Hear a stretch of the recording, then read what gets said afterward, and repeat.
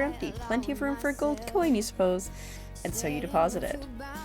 Why, that's a nice little Hello, Boo. Welcome in. How are you doing on this a fine day? What if... That's a nice coin you got there. Wait, what if you were to spend it right now? Oh! What, 8 months? Welcome back. That is insane. Can you believe I've been affiliate for 8 months? That's insane. That's so many months. I could almost have an affiliate baby. I'm pretty good. Glad to hear you're doing well. Today was like a mostly chill day, which was kind of nice at work, and then right at the end, as usual. So, it is. No thanks, I'm not gonna spend it. Look, we get a level with you here. That coin you found, it's mine. I dropped it yesterday. I've been looking for it all over. Dropped it in a dead person's mouth? Could you just give it back? I gave it back last time. Nah. Psh, be that way then. Your mind doesn't have a chance to linger any longer in your current situation as you feel something soft bump into your foot. Alright, I was like, is it a dead body? Are you guys like, listen, I mean technically, I'll have an affiliate baby. He's a little baby. No thanks. When you look down, you find a volleyball sitting in the sand next to you. You stare down, frozen. A voice calls out from behind you. Little help, please? The Huntress. You turn around, and when you see what's waiting for you, your jaw just about hits the ground. Damn, girl. Azurite, should I leave it here for a second? Hey, Volk, thank you so much for the lurk. I hope you're doing well today. Oh, we're doing this again. I think where I went wrong last time, and where I didn't find true love. It's a tadpole! It's a tadpole. I don't know how long tadpoles take to exist, though. I think where we went wrong is we tried to get to know all the murderers, and we should have just gone for one. And that's why I think I didn't find true love. 4 gorgeous monsters stand halfway between you and a well-tended volleyball court. Each of them oozes with undead energy, a magical aura reaching out and penetrating you via your eyes. Your heart begins to race. Curiosity, fear, desire, you can't help but stare at these casually dressed, let's call them killers, I don't know. Not to be judgmental, but that's just the energy they put out there. So many competing feelings rush through your mind at once that you are completely paralyzed. Hello.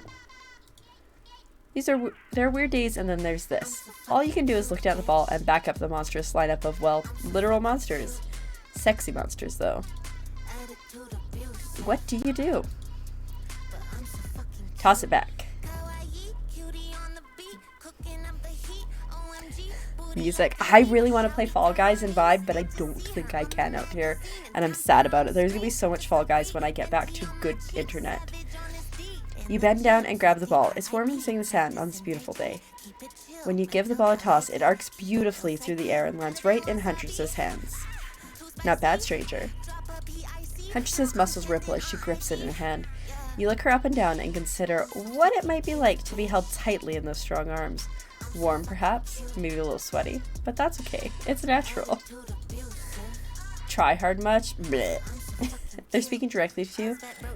Oh, this song has... You know what? We're playing a dating sim. It's a little less than PG, so this song can have swear words in it. I don't care. They're speaking directly to you, but you can't bring yourself to reply. You're entranced. When you snap out of it, you realize that everyone has gone back to the volleyball court. Alone again, you look across the beach at these strange residents who casually bat the volleyball back and forth, happily ignoring your intrusions onto their private beach. Should you be frightened, worried, excited? I did refer to them as killers, not to give too much away. But at the same time, damn, they are looking very appealing in their own way, and nobody so much as lifted a blood-soaked finger in your direction. Don't be scared, Keeper. You were made for this. Well, geez, if the spooky ocean voice says not to be scared, I'm sure it's gonna all work out. With no good reason not to, you decide to head over and see what happens next. It seems like you've derailed the volleyball game just by showing up. I like how they're like, oh my god, somebody else here, and then immediately go back to playing volleyball. You derailed the game just by showing up, nitwit. Thanks, Trapper. And I guess you're also a nitwit. Look, it's best to just go with what Trapper says when he says it. That's a policy I hold for pretty much anyone who always seems to have fresh blood on their hands. That's a good point. Hey, don't worry about it. It's all just a game. Existence, that is. Oh no, I clicked too hard. Besides something, rather. What's your deal? What brings you here? I mean, they're here to do more than distract from my total dominance. That was Wraith. The sign means he's done with the game too. Either that or he saw a butterfly or something. Oh my god, it was so funny today. So, there's Strudel, the dog that lives out here. She has a thing for squirrels. Like, literally, she'll start chasing squirrels and just, like, drool because she's so excited. So, my coworker and I were in the store, and Strudel was in the store with us. It was after hours, we were closed.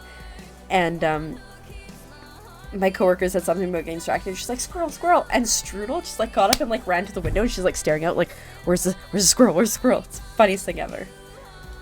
Look, I don't care why this Slackjawed Morin is here. That's me. I just want to know, can I kill them or not? You know you can't. At least not yet. I love this. Oh yeah, not yet. Hey Keeper, you might want to, you know, say something.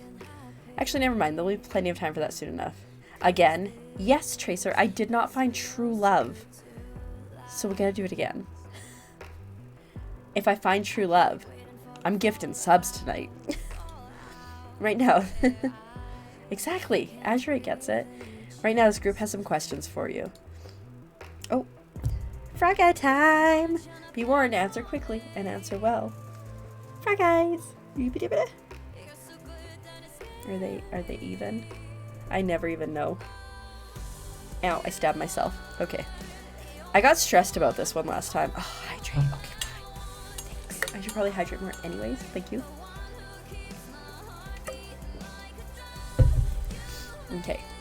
Very important. Or not important in any way whatsoever. Probably that one. I can't remember. Right, I remember this stressing me out last time. How attractive would you say you are? Very. We're going with very. I'd say very attractive. That's what you think. Very attractive is compared to this. Trapper flexes his muscles, and his muscles are so tight you can practically see the blood running through his veins. It's disgusting. If you could have a superpower in the world, what would it be? You know, let's go with super strength. Super strength would be cool. Strength isn't all about muscles. True strength is up here. You expect Trapper to point to his head, but instead he taps one of his bulging shoulders. It's not about muscles, but it's about this muscle. It's specifically in these muscles. Nobody cares about your calves. He does not skip leg day, though. What's your best subject in school? Skipping classes. You could say I majored in skipping classes, huh? We're playing this completely differently this time. If I had ever gone to school, I'm sure I would have done great in skipping classes. I prefer skipping over walking almost always. What's your favorite animal? I'm gonna go with a dog again. I don't know what a mustelid is. Dog? You look absolutely adorable in a little puppy mask. She likes me. What's your favorite color? Blood red. Red. Some call it the color of love, but love is just another word for pain. What's your dream job? Not working at all. 100%. If we get to do what we really want, why work at all? It takes a lot of courage to break free from society's expectations to climb the ladder. Only she could spin laziness into some kind of grand crusade. These damn millennials. Best flavor of ice cream? Vanilla. My favorite flavor is pain. Is that like a Ben and Jerry's flavor? Same. Same here. Mine is vanilla swirled with pain. I think mint chip is the greatest flavor I ever conceived myself, but enough about ice cream. Am I right? Hold on a second. This reminds me. I am right. Always. It's a lesson you should learn before we go too much further. Do what I say if you want to survive. Pick mint chip. Baskin Robbins flavor. Ah. Gotcha, you're right. We're teaching lessons now, narrator. You rascal. Killer be killed as a rule on silent, even for faceless voices. Tell me, what's the best flavor of ice cream? The best flavor is mint chip. So be it. Yep. I think you're gonna do just fine. Yep. Anywho, now that they know so much about you, I'm sure the group wants you to start getting to know them. I'm Trapper. I pretty much run things around here. I'm smartest, richest, strongest person on this whole island. I don't like losers. If you want to know what a loser is, say hello to Wraith. Hi, I'm Wraith. I'm nothing like everyone else. I like nice people and loathe big dumb idiots. Hey, what's up? I'm Spirit. I don't like most things. I don't really hate most things either. It's not worth my time. But the things I do hate, I really hate. You know? Based on my personal observations, life is nothing but suffering, and society is a carefully calculated lie to keep everyone subservient to those in power. It's better to choose to just not take part. Gee, she was downright murdered by societies. She hates it so much. Oh wait, no, I'm remembering Spirit's story now. It's almost exactly what happened. Hey, I'm Huntress. Don't let those bummers get you down. There's a lot of fun to be had on Silent, along with a lot of love. Yeah, there it is, if you know what I mean. Grow up. Grow a body. I've explained this 1,000 times. I'm dead, but not a literal ghost. I just create a trail of fog. I'm not made of it. Whatever, fog body. So nice. That's not nice. He's not nice. You love it. I don't love it. Only sometimes. Ew, really? That's disgusting. That's why she likes it. Don't speak for me. I also hate it. Stop speaking entirely, actually. For the first time, I agree with Wraith. Let's move on, otherwise we'll do this all day. Besides, if I know this crew, and I do, then we'll start showing off soon. If we're done playing, let's do something else instead. Wow, for once I actually agree with the meathead. I say go to my yacht. It's a mess. It's the massive boat dock. English is so hard. It's the massive boat dock nearby. I'll give everyone a taste of true luxury and power. Wraith rolls his eyes. Don't mind him, he just hates fun and happiness. Now I hate endless, desperate, soul-crushing pursuit of wealth, the way it's flaunted needlessly, and the cruelty it engenders. What about hanging out by the pool? I find the water calming, simple, beautiful. Hey, what about our volleyball game? We can exercise and have some fun as a group. Are you all serious? There's a perfectly good lounge to chill out at right here. I'm tired, and besides, I hate being in the sun. I got some sun yesterday. I am so pale considering it's the summer. Where do you want to go? Volleyball court. I hate that I interrupt your game. You should finish it. Yay, I love to play outdoors. I also love to meet new people. I also love to bring them home to play. I'm sort of a big kid at heart. Obviously you are too. I like you already. I hate people who are too serious. They ruin everything. Well, they do if you don't handle them swiftly. Hold on. Just for one moment. It's these two. This is Dwight and Claudette, our activity coordinators. They're also the cooks, waiters, bartenders, janitors, and every other job. They're the only help remaining on the island. Apparently my brain and reading is not great. This is why I listen to audiobooks now. This place we call Murder's Island. Cue dramatic musical flourish. We're the only ones that survived. Survived the interview process, I mean. Hence why we shall heretofore refer to them as survivors with a capital S. These two have worked here a long time, so very long. I don't actually know how long it's been. Sorry, anyways, I should probably let Dwight and Claudette do their mandated jobs. They sure look happy, but they're vibrating with a nervous energy that's starting to give me the creeps. We will now escort the group to the venue of your choosing. However, in the future, we recommend waiting for us to present you with your options whenever possible, and don't just run off to various activities unsupervised.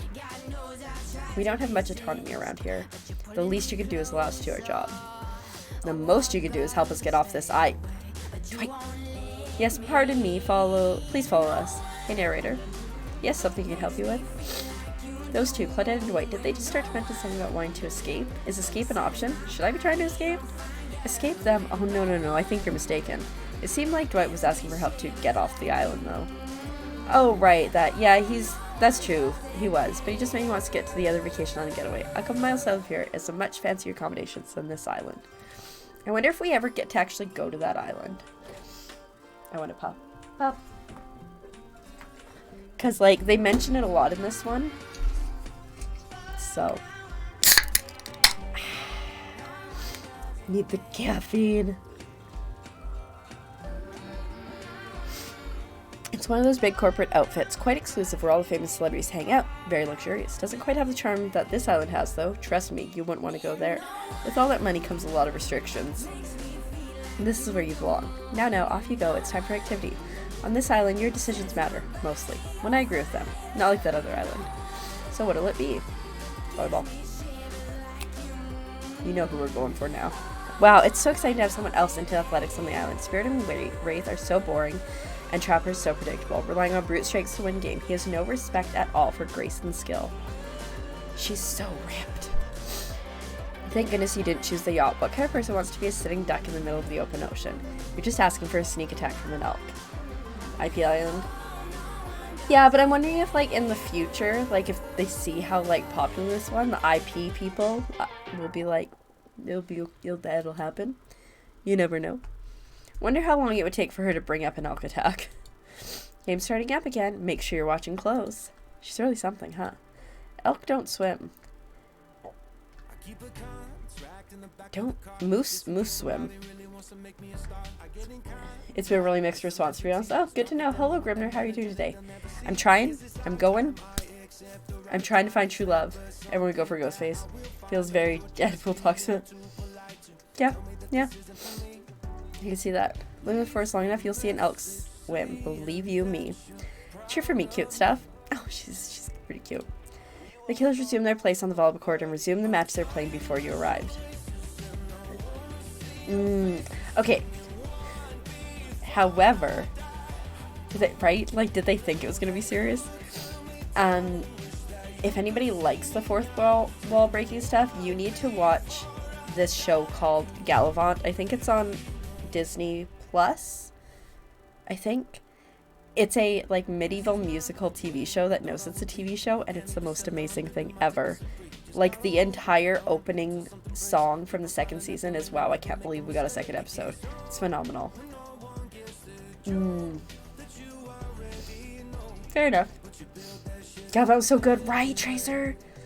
Oh, I wish if I ever got millions and millions of dollars of disposable income, I would be like, hello, I would like to fund more Gallivant, please. Hey, fancy lemonade? I see you working up a thirst eyeing those bouncing buns playing volleyball. Claudette hands you your lemonade. Oh, so fresh, so tart. She leans in and whispers in your ear. Yeah, Gallivant, amazing. Watch the trailer to see. Amazing. 100% recommend. Who would you bet to win? Who's the MVP of your little heart? You're nervous. You don't want any of these killers to hear you talking about them or not talking about them if they're into that sort of thing. Just pick someone, please. It's not like we've got all day, night, week, month, year, lifetime, eternity, or anything. Who put the sand in that guy's shorts? Sheesh. Okay, I think, Huntress? Oh shoot, Huntress overheard you. Aw, you've got your eye on me. I'm flattered that you think I'm good, but honestly, I'm a little annoyed that I've been so flashy with my moves. Usually I'm so sneaky, you can barely see me at all. Yeah. It's maybe different. Yeah, it's probably different in the States. Yeah. Yeah. It's just, and the last one, it's this is what you'll see if we get renewed, but we probably won't get renewed. Oh, it's just so good. Oh, such a good concept. Huntress totally kicked my butt. Correct answer. I'm allowed to support other people in silent, right? Oh geez, I have no idea what the rules are here. Are there even rules? I should have stayed in my secret my secret Larry. Wow, what a game. It's a tie. Can there even be a tie in volleyball? No one knows since this is everyone's first time playing. These killers don't usually have time for team sports amid their busy schedule of brutally tearing survivors to shreds. Hey, is Claudette crying? Are you okay, Claudette? Oh, is my internet being a jerk? I think it's okay. Probably just shedding a tear for her lost fellow survivors. You know, this resort had 4 employees when it opened. It's nothing, I'm totally fine. Whatever you say, boss. Oh look, the killers have dispersed and are all coming down in their own way. Spirit is reading a novel, Trapper is stretching sensually in between chainsaw curls. Why? Wraith is standing on the beach desperately hoping that the sand will swallow him up, and Huntress is doing some target practice with her bloodied hatchet. You feel a nudge. Dwight is looking at you expectantly. You should really make a move. Life is short. You can get snuffed out any time of day. Carpe diem, carpe diem, carpe nauem. Go ahead, chat one of them up. I love that. Right? She's freaking adorable with her glasses and her hair's amazing and the flower. Ugh. So which killers caught your eye? You head over to Huntress. After all, this whole sporty hangout thing was her idea. Might as well see how she's doing. You're really great out there. Where'd you learn to move like that? Whose moves? My moves? These moves? They're nothing. Huntress blushes a bit from beneath her mask. It's cute on cute if you ask me. Sometimes you gotta look past some bloodstains. A lot of men have run for their lives in my presence. You really learn a lot about what the human body is capable of in those types of scenarios. I will admit that I have run from Huntress many times in my Dead by Daylight life and death. I love to exercise. In a way, we're all running for our lives when we keep in shape. That's my actual fitness goals. They're like stupid and I need to actually work on them, but one is to be able to run away from any situation that I could be in danger, and the other is, barring being able to run, to fight my way out. Should get on that. I guess I never thought of fitness that way. Maybe it's time to start. You never know who's coming for you through the brush, as fast as they can, propelled forward by hunger, desperation, or just plain old boredom.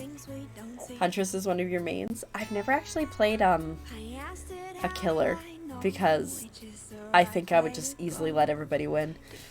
It doesn't seem like boredom is going to be your problem surrounded by all these characters. Survival, on the other hand. You're going to need to compensate for your lack of a killer instinct. What's your style? Imagination. When I lack in fitness, I try to make up for an imagination. I like to make up little games for myself to play. My imagination is very vivid. Okay, that's promising. I can imagine the two of us, panting, sweating, our clothes torn. I'm with you. Our hands gripping the sheer face of a cliff's rock wall as we climb. Not exactly what I was going for, but sure. Up to a cavern entrance, a dark cave slick with dew shimmering in the moonlight. I'm back with you. A pack of wolves await us there. Friends, enemies, dinner. We look into each other's eyes, then back at the wolves, and together we all howl. Howl! Yeah, I would totally play some more Dead by Daylight. I miss it. I just don't think I can stream and play it at the same time with my current internet connection. It sure sounds exciting. My blood is pumping just thinking about it. Come on, everyone. The fun and games can't be over already. I get it. Volleyball, not ruthless enough. Look at us. We crave action. We crave excitement. We crave the thrill of the hunt. Right? She's pretty cute and only slightly murderous. It's time to see if our friend here has the hunter's instinct. Oh, it's in a minigame. I saw you surveying me like prey on the volleyball court, keeper. Huntress waves the bloody axe in the air and you step back nervously before you realize she's not waving it at you. She's handing it to you. Don't worry, I've got several of these. It's important to hone your skills, especially when you're in a new place where threat may lurk around every corner. I think she's trying to protect me. You need to make sure that you are the biggest threat of all. Just don't aim those things at me. You can't even see me. Minigames consist of two... Yeah, okay.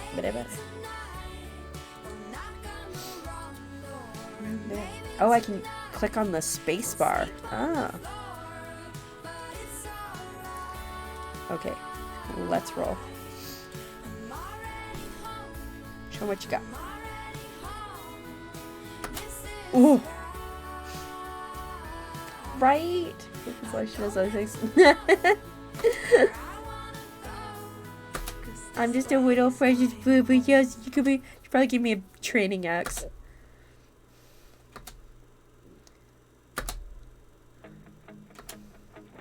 Shoot, that's really fast.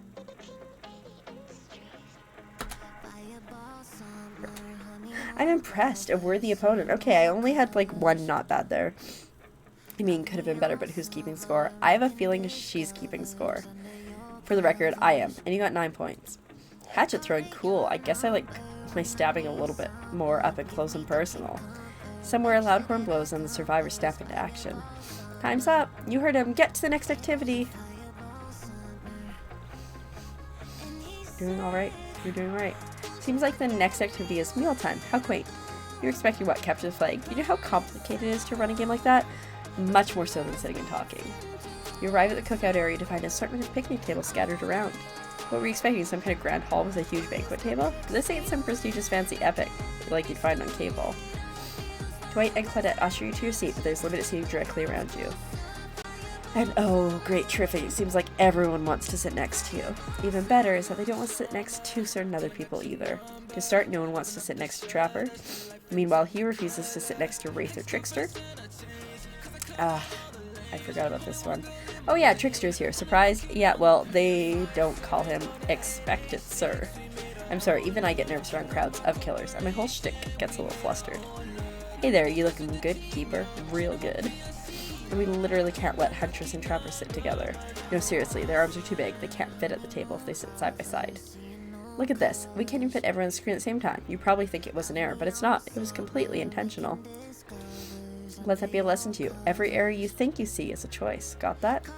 Okay, Dwight and Claudette are directing traffic. You sit on one side, the rest of them will sit on opposite you. I'm just imagining like this long table. It's like me, and then like boop, boop, boop, boop, boop. Huntress and Trapper can sit at the ends with their enormous, sexy arms. Now that everyone's seated, we can begin dinner. Tonight's meal was prepared slowly and carefully with both love and hate for 12 hours over a spit. We hope you all enjoy. We really, really hope you do.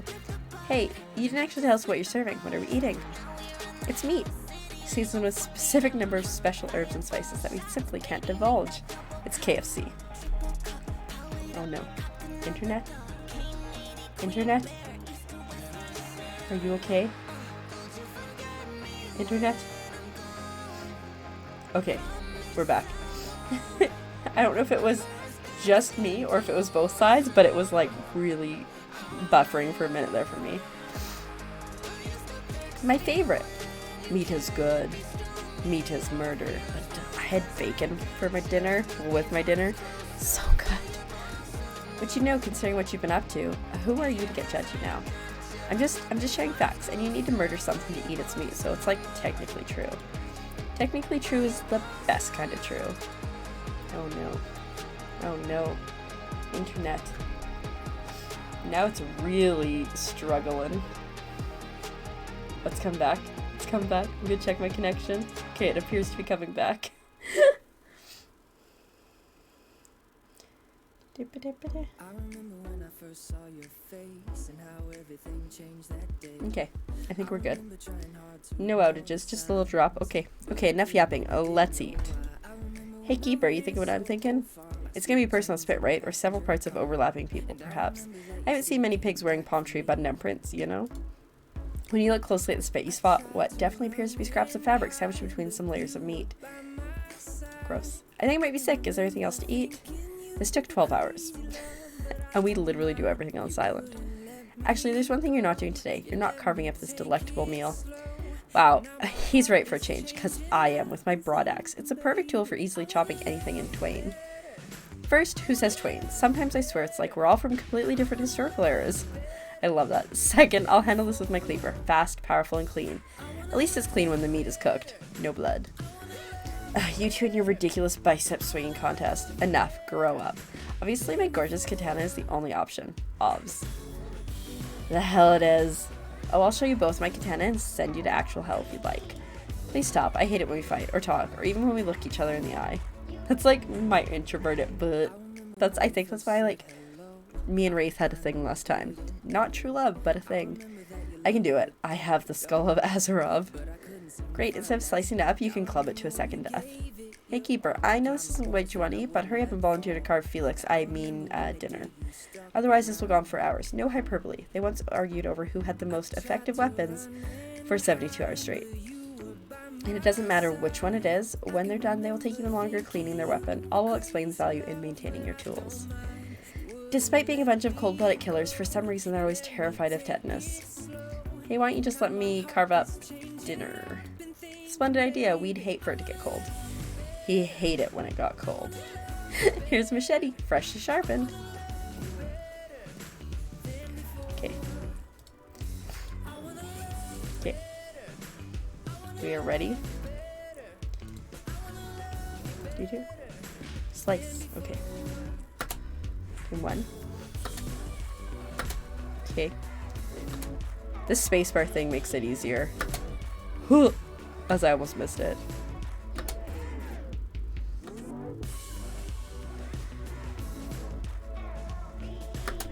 Ooh. That's pretty good. I'd like you to see what you could do with a less clumsy weapon. Yeah, I said it. Machetes are dumb. Dinner is finally served. For real. The sounds, especially coming from the mask killers while they eat, which involves lifting their masks and shoving food up behind them, are nasty. Spirit, meanwhile, doesn't even eat. She's the only one who seems to be really embracing being dead. They're all dead, right? This is obviously hell. I mean, come on, we're still trying to be mysterious here. You think mystery comes easy? Claudette and Dwight aren't the only ones who've been working their butts off to make this night perfect. Well, at least they're lifting their mask. That's only 99% as disgusting as it could have been if they just tried to mash stuff through there. Imagine, just like, ugh. Spirit, why aren't you hungry? Two best things about being dead is not having to eat. That's only one thing. Think about Keeper. Number 2 is no number 2. One less thing to think about in the afterlife. Even if I want to eat, I have no idea what would actually follow. You might have noticed, but I'm mostly just a bunch of dismembered body parts floating in a spectral form. You do see how deep this cut on my abdomen is. I don't think my digestive tract connects anymore. Between the food and the behavior of the group, this might be the worst meal in history. But even worse is they're staring at you. You're not eating. They don't like that. I think they want an explanation why. What do you tell them? I'm sorry. This is gross. Then I'll be like, it's not gross that it's Felix. It's gross that it's just not good. I think this dinner is abominable. From what is almost certainly human meat to the lack of manners to the, dismembered parts and these noises. Everything is so vile I might throw up. I think I'm about to get stabbed. Even Spirit is talking about number twos. I thought she was a classy one. Oh, well, then I didn't realize our eating habits grossed you out. Don't be so judgmental. Sheesh. If I could feel shame or sadness, I might be experiencing both right now. But what I can feel is rage, and I'm furious you just ruined the meal. I have a whole leg to eat. Even though you're in a hot seat now, you're not nearly as panicked as you probably should be. It's almost certain the lack of calories catching up with you and feeling your whole body begin to shut itself down. Oh, hey, it's me again. Your mentor, your friend, mentor, and guide. Narrator to the narrator. The ocean. Not sure how you feel about that characterization, but I'll allow it. I brought you here, and I might be the only one who can help you now. There's only one thing you must choose to survive. You have to figure out why you're really here.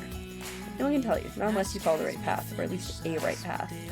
There's too many of those to count. Hopefully, you pick out at least one of them. Because there are even more wrong paths. Many of them lead to your demise, others lead to something worse. Starting scene's over and having to fast forward back to where you were. Am I right? For this place holds many secrets. I did that a couple times last time, even from itself, but the one that truly matters can only be learned if you answer the most important question. Why are you here? Answer that and you'll learn the truth. The ultimate truth. Vague, mysterious. I gotta give it to this Ocean character. There's some quality early game storytelling. Hold on, I'm back. One more piece of advice. You've made many choices by now. Some of them I liked, some of them I did not. It's in your best interest to make more choices that I like. Who's the Ocean? We never really... Anyways. You wake up to find Huntress holding your limp body. Last time, it was Spirit. Gingerly pouring cold water in your mouth. Oh good, you're okay. Sometimes when I try to care for people, they have a way of ending up less alive than when I started. You'd love that. Which would be a total bummer if that happened to you. It's been so long since I had a normal, happy, healthy, living person around. Usually I'm just falling into the same old routine of smashing everyone's head open with a hatchet before I really get to know who they are as a person. I love her. But you're not nearly as scared or too busy writhing in pain to see me for me. You feel nervous in her arms, not just because they're maybe crushing a bit, but because she's beautiful. Yes, beautiful, but I was gonna narrate the fact, not, say it out loud as a single word like some creep. Beautiful mask, your bunny mask, it's quite gorgeous. Nice recovery, but now that you're awake and talking, you gotta keep this up. Did you make it yourself? You're the first person to ever ask me that. Yes, I did. You seem so quirky and cool. You could do anything. Own an Etsy store, be a doctor. Why is it that you kill people? You can practically see the memories flickering across her eyes, but she hasn't tried to kill you yet, so that's a good sign. It was all I was ever taught to as a young girl, so I thought it was right. Even through the mask, you can see that Huntress is blushing a bit. It seems like your line of questions has made her a little nervous. Hey, you didn't eat much at dinner. Want a snack? She offers you some jerky, probably human jerky, but her spice game is on point because it smells pretty damn good. Except, when on Murderer's Island, you might as well eat as the killers do. Plus, you really are hungry, and you can chat on some jerky centrally, right? What does that even look like? I'd love some. After a moment of quiet chewing on what you choose to believe is not human thigh meat, you decide to be bold and ask another question. Have you ever been in a relationship before? This is moving quickly. Dang, you're really going there. You do not play around, Keeper. Huntress takes a moment to think deeply before answering. I must say it's quite amusing to see this hulking bombshell get all twisted up with these personal questions. Kudos to you, Keeper. There was this one deer that looked at me quite provocatively in a clearing once, but that doesn't count, does it? You hear the faintest giggle bubble up behind Huntress's mask. Ha, you're so cute, Huntress. No, it doesn't count. Whoa, what's this? You found something in the sand? Huntress reaches down to pick it up. It's a hair clip, probably left by some little girl who's playing on the beach long ago, who's definitely still alive and not at all dead. Huntress closes the bag of jerky with the hair clip. Seems like she's a little mixed up on how exactly this particular item works. Should you go with the flow or show some of your knowledge of advanced humaning? Go with the flow. Huntress is admittedly a little scary, May not be best to correct her at this moment. What if she gets upset? She could probably kill you with nothing more than the very clip itself, wielded as a blade in her nimble fingers. But honestly, would she even need the clip? Certainly her bare hands are enough to get the job done. You take a gulp, thinking about how fragile your puny little neck is. Also, between the fainting, human jerky, and the probably dead girl's hair clip, you're feeling ready to get back to the group and have a lie down. Good thinking, wouldn't want the jerky to dry out. Hate to break this to you, but never mind. She thinks I'm an idiot.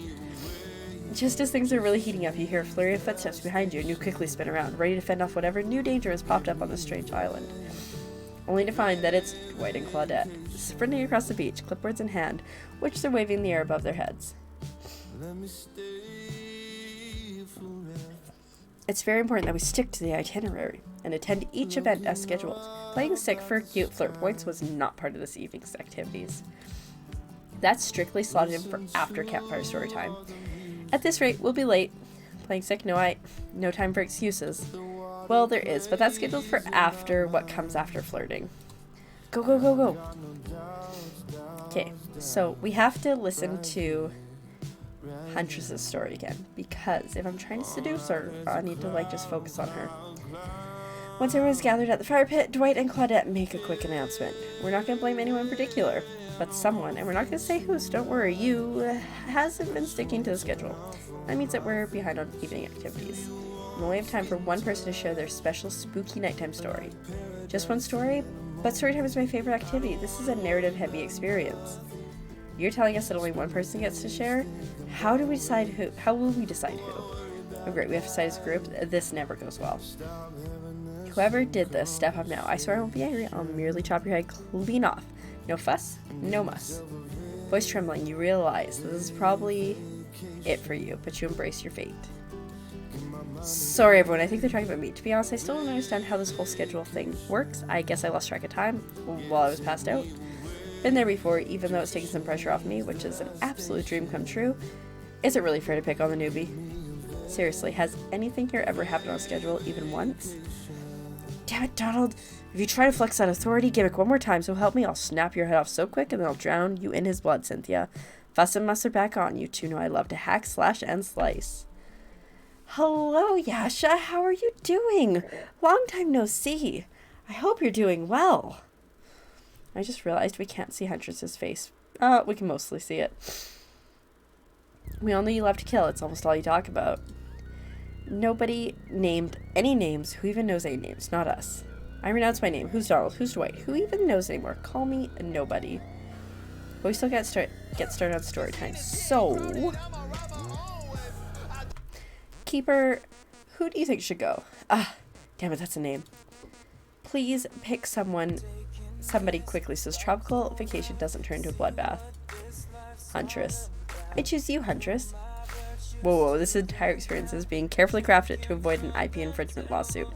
Let's be careful with the catchphrases, will ya? Huntress, I choose you. I'd take her into a Poke battle. She would destroy other Pokemon. Huntress steps up to tell her story. The campfire flickers in her faraway eyes. There's a village outside the deep and ominous redwood. No child dared step foot past the threshold of the thick trees and brush that separated safety from the unknown. Grown men that ventured in would often never return, and the sounds that echoed out into the village were something inhuman. The woman of the town told a story to the young children, hoping that would be enough to dissuade them from curious exploration beyond the boundaries of the village. They told of a creature that lurks in the wood, half woman, half beast, singing like a siren, haunting, beautiful. Her voice the last relic of her humanity. It lulls all who hear it into her domain, and not precocious child nor fierce soldier can escape once you are in her clutches. Those who have seen her say she wears a mask of hair stained with blood of so many poor souls. The hatchet she wields has been brought down brutally on the skull of many an unsuspecting hunter. The nightmare doesn't end there. For what's a hungry beast to do in the frigid winters with nothing but hunter meat to live off of? It is said that the Huntress, as the villagers called her, couldn't bring herself to kill the young girl she came across in the forest. Instead, they suffered an even worse fate. You're in love with the Huntress? I am trying to seduce the Huntress. I'm going for true love here. Hopefully. I played this on Friday. We did not get true love. We're trying again. Longing for a child of her own, she'd bring them back to her secluded cabin to keep them safe. She'd wrap a tight cord of rope around their necks and affix them to the wall. That way they'd be warm. That way they'd be out of harm's way. Look at those boulder shoulders. You wait till you see her thighs. I got super friend zoned in the last one. You are not wrong, Tay. The huntress would even bring the girls presents, toys she'd pilfered from the other bodies, masks she'd fashioned out of things from the cottage, and little dolls made of grass and twigs. These toys did nothing to quell the children's fear. Within days, the girls would waste away from starvation. See her thighs? Do you see her thighs, Yasha? Do you see her thighs? And dehydration. For all her good intentions, the huntress had never learned how to care for a human child. You see a tear creep down from underneath Huntress's mask. Suddenly, the most beautiful singing voice you've ever heard fills the air. Sleep, my darling tiny ones, tucked in your bed so tight, else the old grey wolf will come and grab you by your side. There's a brief moment of silence, and you feel the need to contribute to the stirring moment. Join in the singing. He'll snatch you up between his teeth if on the bed's edge you sleep, and drag you to the forest deep beneath the quaking tree. Better than murdered, I guess. I also got murdered multiple times, though. You can't forget that, Tay. Huntress can't believe you know the song. You share an intimate glance across the campfire. So close your eyes and fall asleep. Count the little woolly sheep. Tucked so tightly you must keep, or he will come for you. The song ends, and you are both met with silence around the campfire. I love that song. Bayu Bayushka, the old Soviet lullaby, right? True. You are not wrong. This is a song my mother used to sing to me before bed every night. But now I must go. The memories, there are so much. Poor Huntress. On that note, everyone decides it's time to take a break and split up for a little bit so they can all have a moment alone before bed. Everyone leaves and you're alone by the fire. The only thing you hear is the ocean slowly lapping against the shore. This is nice. A true moment of peace and tranquility that lasts for all of 7 seconds because Trickster shows up. He's blaring his latest song. Hey baby, you look lonely. Mind if I join you? He doesn't wait for an answer. You know, I've been hearing from these guppies all day, but I want you to hear something from a big fish like me. Something special in charge of this island. Something special those in charge of this island don't want you to hear. Reading is hard. I'm the ultimate catch on this island, the only lobster in a sea of sardines. No one can give you what I can. You just have to find me. Come find me, baby. Trickster leaves. You're a bit confused about what to make of his cryptic clues, but you aren't going to get any time to yourself to think about them just yet. Huntress approaches you. Ooh, guys. She's coming. Of course you liked my story. Who wouldn't? It had everything. Cute kids, dead men, a huntress. I find that all stories are better with the sound of burning fire filling the air around you. All the smoke, however, I could do without. I'd rather eat barbecue than smell like it. Let's rinse off all the campfire with a dip in the hot tub, shall we? Dipping in hot tubs with the huntress? You've come a long way in a single day. I'm not saying you shouldn't follow her, an offer like that. Just don't forget our little talk. We're going to the hot tub. You and your storyteller friend, friend. We need to change that. Slip into the water. It's just the right temperature for an evening dip. Plus, if some jealous shark comes along and manages to jump from the ocean into the pool, you're also pretty sure a killer companion could handle it. Before you run off, I want to make something clear. You know that half woman, half beast I was talking about in the story? That's me. I'm her. Oh wait, how cool. That's really awesome. Thanks for being vulnerable and telling such a personal story. Huntress faux shyly twirls her hair. Oh my god. My hair is such a mess. It is not twirling. Tell the truth. What do you think of my tale? Do I have the markings of a best-selling author such as the comedic mastermind Dostoevsky? It's a really well-told narrative. Clear beginning, middle, and end. Rivet it from start. Plus the woman in the forest. I mean, you are clearly not a true villain. You were just a traumatized child. Okay, now you're just being a suck-up. Huntress's eyes leer at you from behind her mask. She had her time in the spotlight and is playing coy now. You just chuckle awkwardly. You chuckled awkwardly at Huntress's statement of the obvious. Why are you laughing? You can't help but giggle when I'm both about to die and also maybe falling in love. You can't believe how awkward this intimidating woman seems right now. It's actually pretty endearing. You notice the temperature's dropped significantly despite your steamy company. It's a little chilly and your bare shoulders must be freezing. Let's head back to the fire and put me to bed, eh? You hate to intrude on whatever smooth moves were about to unveil themselves, but it's time for bed. Usually nighttime is when I do my best hunting. But after a day like today, even I'm pretty tuckered out. Will I see you tomorrow, Keeper? Only if I don't see you first. Make a cute little bow hunting motion. Huntress captures the imaginary arrow you shoot in her teeth, and then bites down hard, snapping in half. At least you think that's what she's doing. It's kind of hard to tell. Good night, my little snack. I'm a little snack.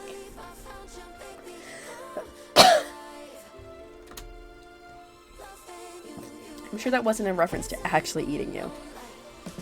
But maybe it was. You head over to the campfire. The heat is comforting on this chilly night. Looking at the crackling embers, you think about Huntress's story of the half-human beast that abducted all those innocent children, an attempt to save them that led to their doom. Are you a mistaken prisoner here on this island? Is this your salvation, or will it be your demise? Probably gonna die, to be honest. Before you can dwell too much on your fate, Claudette and Dwight arrived. Their now familiar, creepy smiles stretching from ear to ear. It's a bit menacing to see a smile like that lit by firelight. We must apologize for the accommodations. We weren't prepared for another guest, but we're going to make you comfortable, or die trying. They hand over a pillow and blanket and welcome you to snuggle up by the fire. Perhaps some music will put you at ease? Just try to keep the volume to a minimum, or the guests aren't the types you'll want to rob of their beauty sleep.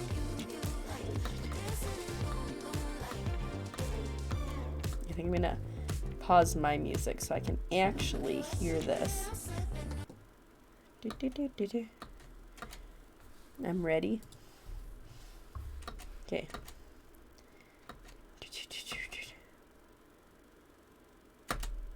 Oh, I missed. What's on that station? I can't hear anything. I think I missed the station entirely. Yeah, I definitely did there. 100? Nope. I am terrible at this.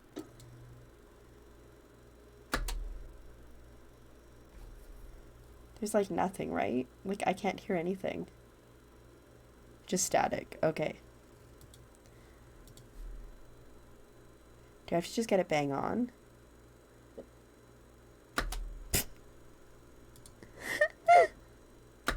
There we go. I got that one bang on. Is it just static? Or is the game just not coming through at all? That'd be hilarious.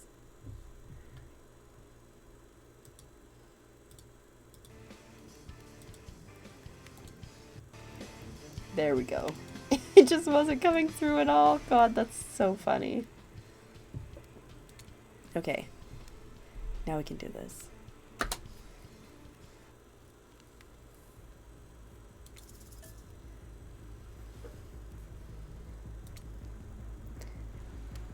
Last night, someone told me to hit 88. There we go. We did it tonight.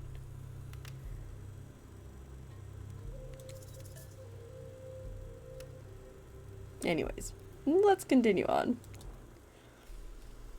No matter how many things you listen to, you still can't sleep. You decide to ask one of the killers to spend a little bit of time until you're sleepier. Who would you like to summon to your side as you lay by the fire? Oh. Huntress, are you around? I was wondering if I could get a little company. Huntress appears in an instant. It's like she was waiting. You really didn't hear her coming. She's more than happy to tell you her secret for falling asleep when she's feeling restless. What's that? If a Soviet lullaby doesn't work, this special mushroom tea has always done the trick. I'm not coating the blade of my hatchet in it to ease the passing of my victims. I'm steeping in a piping hot mug of water. Try it. You finally start to feel sleepy, except maybe this isn't really a sleepy feeling. Maybe you're paralyzed. You try to keep your eyes open, but you can't. Darkness overtakes you. I mean, I guess that's one way to get to sleep. The dark voice from earlier speaks to you again. It shouldn't still be as spooky, but now you've had a whole day of strange voices in your head, though this one is still undeniably odd. Really worked up a sweat watching those killer toss the ball around, huh? Would it have hurt so much to go splash around some cool ocean waves afterwards? I'm just saying. I'm out here, you know. Is the ocean trying to murder me? You wake suddenly and see someone looming over you. Wraith stares at you awkwardly. He says nothing, just stares. You look around to see if there's something going on behind you or on either side, but nope, just staring. Oh, you're awake. I saw you with the Huntress right before bedtime. Are you making some sort of, alliance? Are you with... Wraith scans the horizon. I'm just making sure you are who you say you are. He is quite weird. I've been burned before, and something seems off on the side since you've arrived. Even more off than usual. Maybe we can talk about that tomorrow. It's just since you got here, I think we could have a really nice day tomorrow, together. It's just you have no idea how long I've been here with these monsters. To be honest, I have no idea either. They're just awful, boring, and loud and stupid. You're different. There's finally someone here on my level. You're thoughtful, interesting, gentle. I think we could, have fun. He's so weird, and so awkward, but he's like, just trying to be so sweet. Can't judge him too much. I can show you some cool stuff if you want. If you don't, that's totally cool. Like, I have no pressure. In fact, probably just forget us here. Good night. Now my eyes are too close together. I never know where they need to be. Finally alone for real this time, maybe. You drift off to sleep again. Hopefully you're not poisoned. Probably poisoned, right? Wait a second, where are we? This isn't... Oh, geez, it is. It's one of those reality show confessionals where all the contestants talk directly to the camera. I think today really went well. These were some of my first interactions with someone who isn't a parent that didn't end in a bloodshed or untimely perishing in my Russian cottage. So I'm counting today as a win no matter what happens. Yeah, I'm thinking Wraith probably is because he's trying to get off the island, maybe? I don't know. Maybe we'll just keep playing this and try to seduce everybody. So what do you think of the newcomer? Do I have to say, oh, I do? Attractive, mysterious. I really don't know that many other words since I was raised by my mom in the woods until she was skewered by an elf and I had to wash her entrails off my Seraphim. That being said, the other three should all make sure to be on their guard. I don't know who this newcomer will want to spend time with tomorrow, but I, for one, will not let my guard down easily. Who knows about the other? Wraith, I think, knows more than he's laying on about this place, but he's a hard nut to crack. Meanwhile, Spirit is just screaming all the time. Major buzzkill. And Trapper. Oof, where do I even begin with Trapper? He's buff, sure, but daddy issues much? Sheesh. Look, I don't need anyone. I've been perfectly fine on my own since my mother died. I eat a fine diet of raw, deer, bear, and human. I'm fit as a fiddle. True. She's jacked. That being said, some of this newcomer makes me think that I might be missing out on some huge part of this thing called life. If I'm being honest, I want to kill just about every person I meet within a minute of meeting them. Even the few people I can tolerate, I want to see suffer for a long time before I kill them. But this person, for some reason, I would like them to continue living, for now. One false step and, well, everyone calls me Trapper for a reason. They better call me Trapper. I swear, if I watch this later and you list me as Evan, I'm going to kill the Chiron guy. I thought it was going to change to Evan. That would have been hilarious. I don't really care. This island is full of people who don't really like me, so what's one more? I don't want to get distracted from my plan anyways. I think I learned a lot about myself today. I always thought I was doomed to be alone for eternity. Only my creeping desire for revenge keeping me company. Now I know it.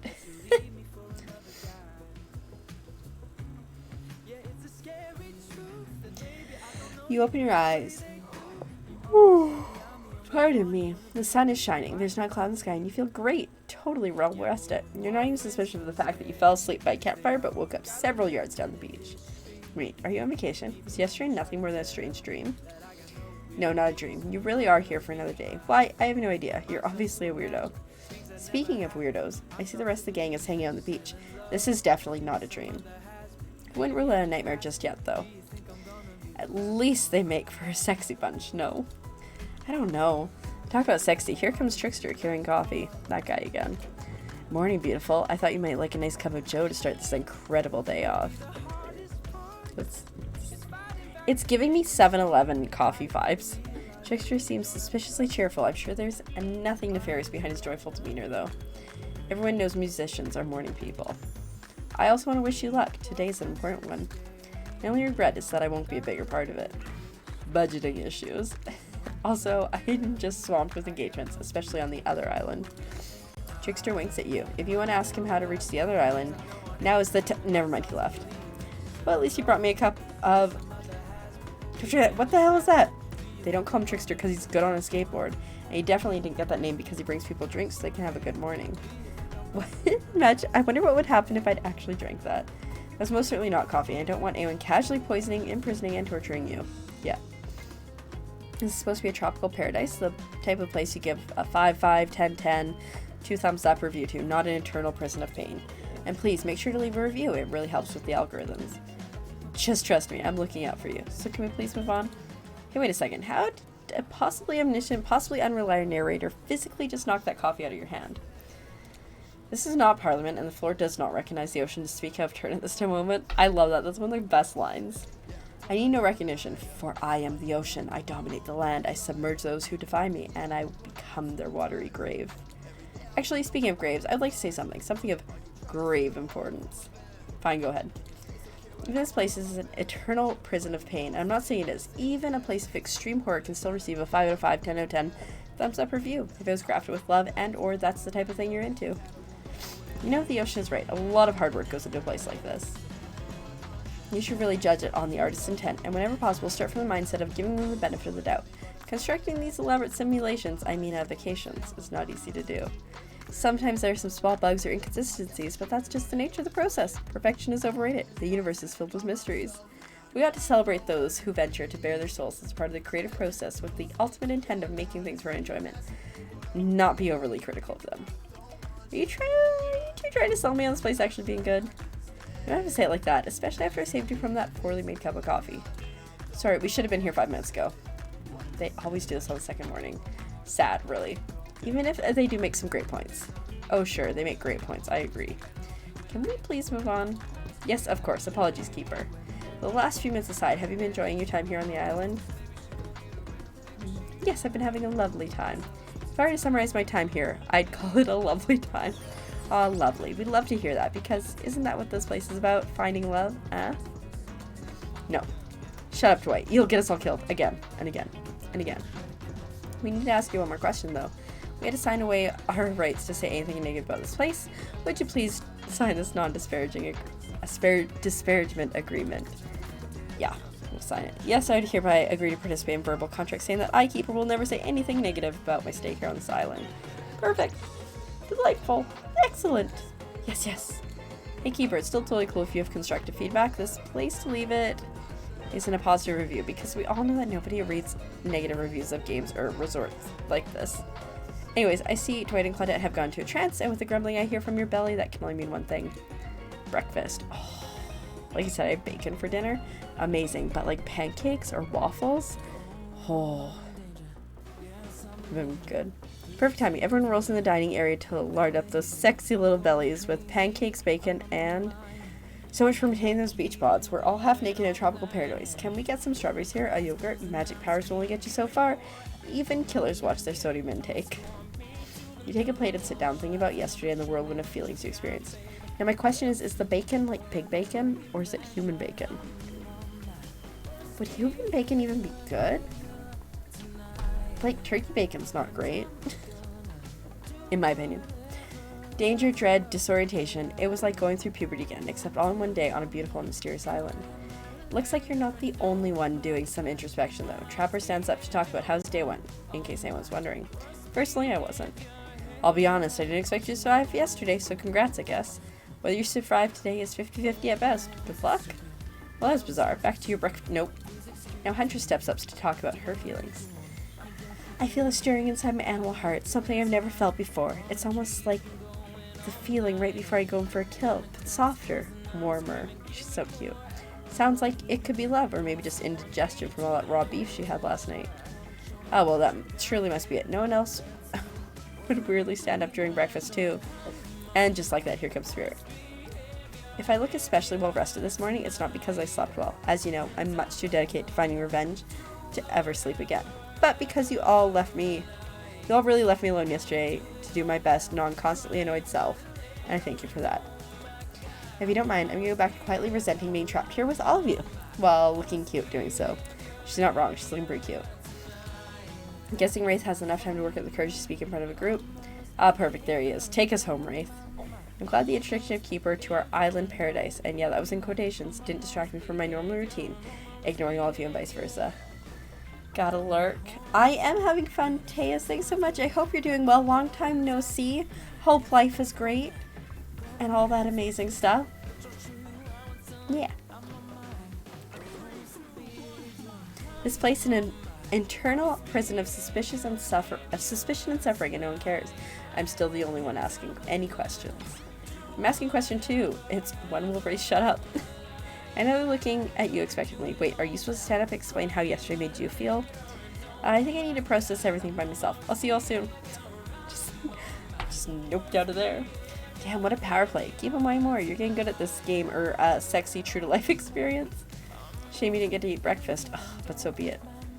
I passed out yesterday for not eating dinner, so I'd probably pass out. After breakfast, you head to the hot tub by yourself to clear your head. Yesterday was, in short, a lot. Before you get there, though, something catches your attention. You hear that. Who are you addressing? Me? Well, yeah, I guess. That is okay, right? You know, I might be pursuing a relationship with one of these 4 fine killers, but it feels like the person I'm getting to know the most is you, narrator. It's okay, only in so much as it serves to illustrate that you've lost your mind, seeing how I'm not real and all. Yeah, I heard it this time. I think it's coming from behind the pool shed. No, stick it in there. A little more. Oh yeah, that's it, yes. How does that feel? Intense. This part is just like a lot. Nice. Yeah, that feels right. This is so uncomfortable. Now I want you to take that and put it right. Yeah, you know what I'm talking about. Just like that? Exactly like that. I swear I know these two even do whatever it is they're doing. I'm afraid to look. Please say something so you're close by and can hear everything. Oh wow, look at this super cute bottle of Trickster branded suntan lotion someone left on the chair. Anyone know where I can buy some? Damn it. Oh, come on, a little privacy, please. Dwight is panting and Claudette has a crazed look in her eyes. Sorry, I didn't know how else to let you know I was here and I could hear you, well, you know. You know what? What do you think we're doing? You were doing, I don't know exactly what you're doing, but sound like fun? You think 2 people trying to find new ways to kill each other in a desperate search to make their own death permanent is fun? Oops. We get 5 minutes to ourselves every day, and we spend it hoping if we stab each other in just the right spot, we won't get resurrected. I've come to believe that the key is finding the exact place we need to bleed out from, and I believe that place is here in our appendix. Why else would it be there? Makes sense to me.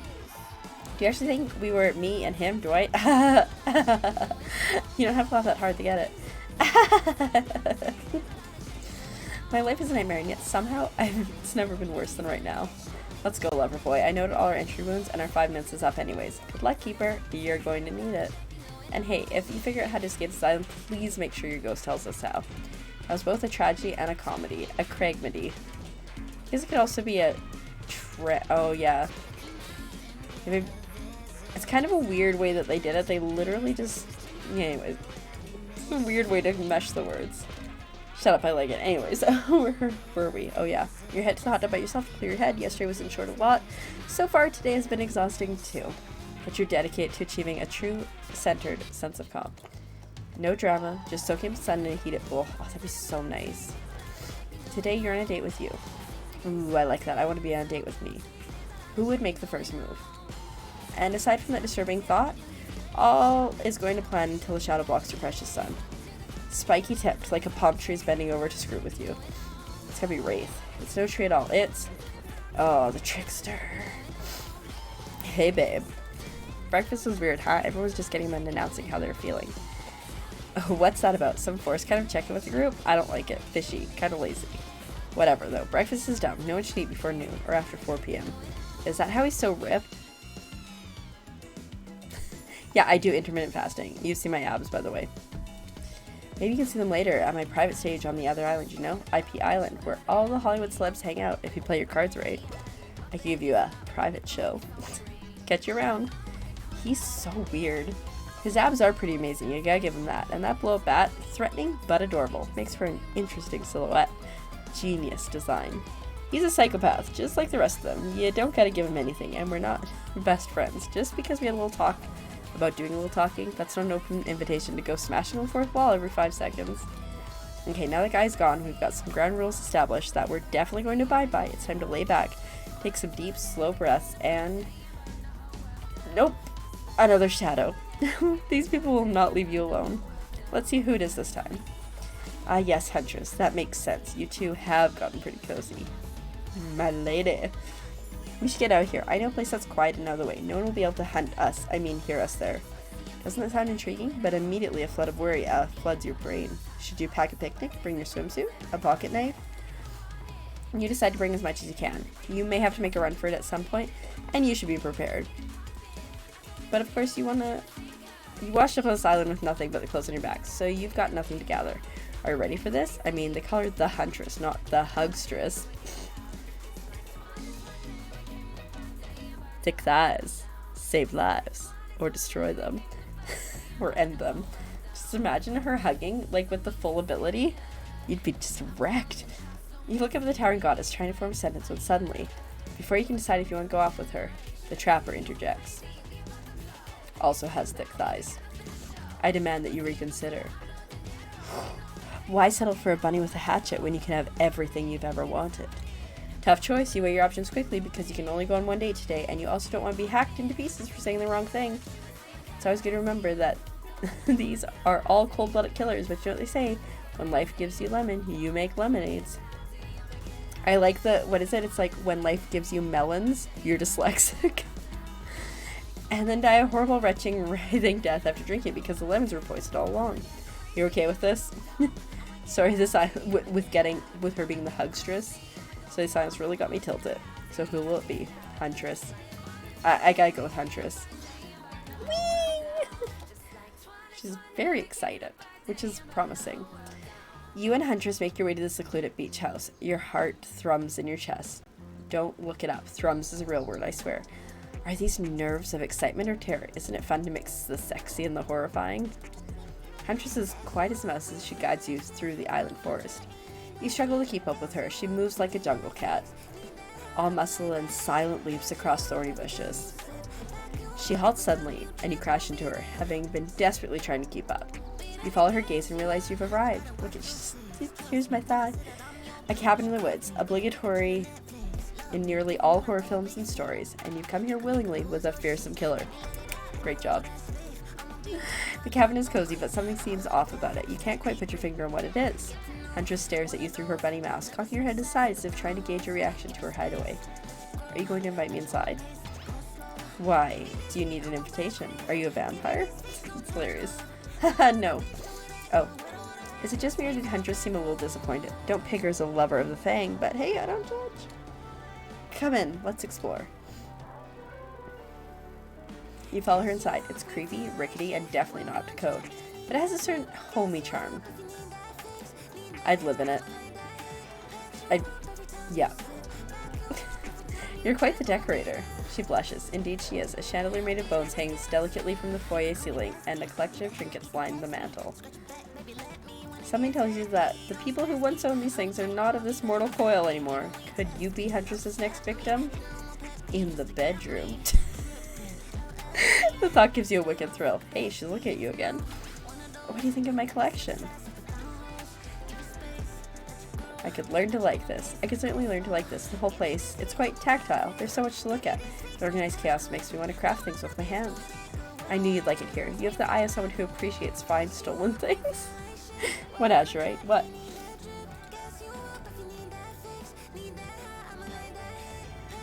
I can't wait to go treasure hunting with you. We could find so many more goodies on the island.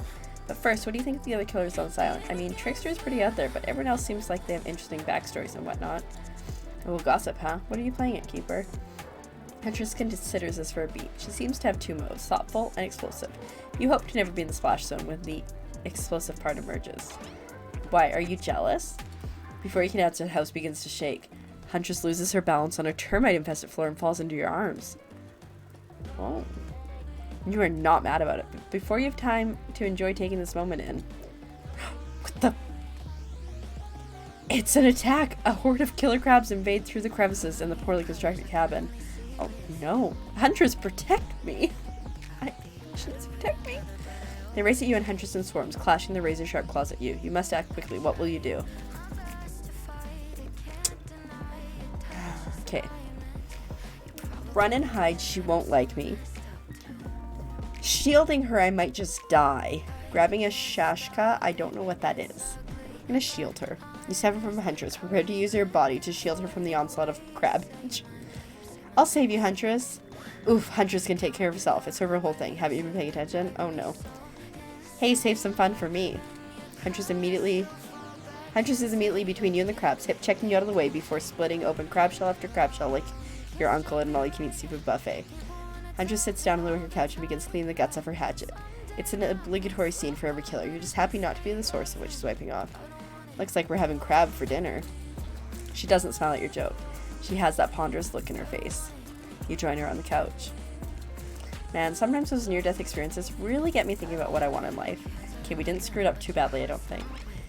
I think I'd like to start a family one day. How about you? Oh, Yasha, thank you for the hydrate. Cheers, my friend.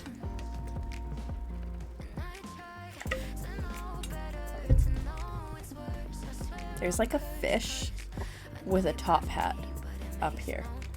Anyways. Maybe one day with the right person. I mean, it's a life-changing decision. You have to make sure it's right. Huntress smiles coyly. For the thirst. I like it, Yasha. A good answer. You never know what kind of weirdos are out there. What were you like as a kid? You try to imagine this giantess as a meek child in a puffer coat wandering about the forest. Huntress chuckles. Her laugh is quite cute and soft. I was so innocent. We hunted to survive. Then we went back to the cottage and Mother would tell me stories and we'd drink tea and imagine a life far away from the woods, somewhere like this. I suppose I finally achieved what she always wanted from me, but since coming here, something feels off. It's beautiful and warm and everyone is so attractive. Like thirst traps galore. Look at that, Yasha. You've called that.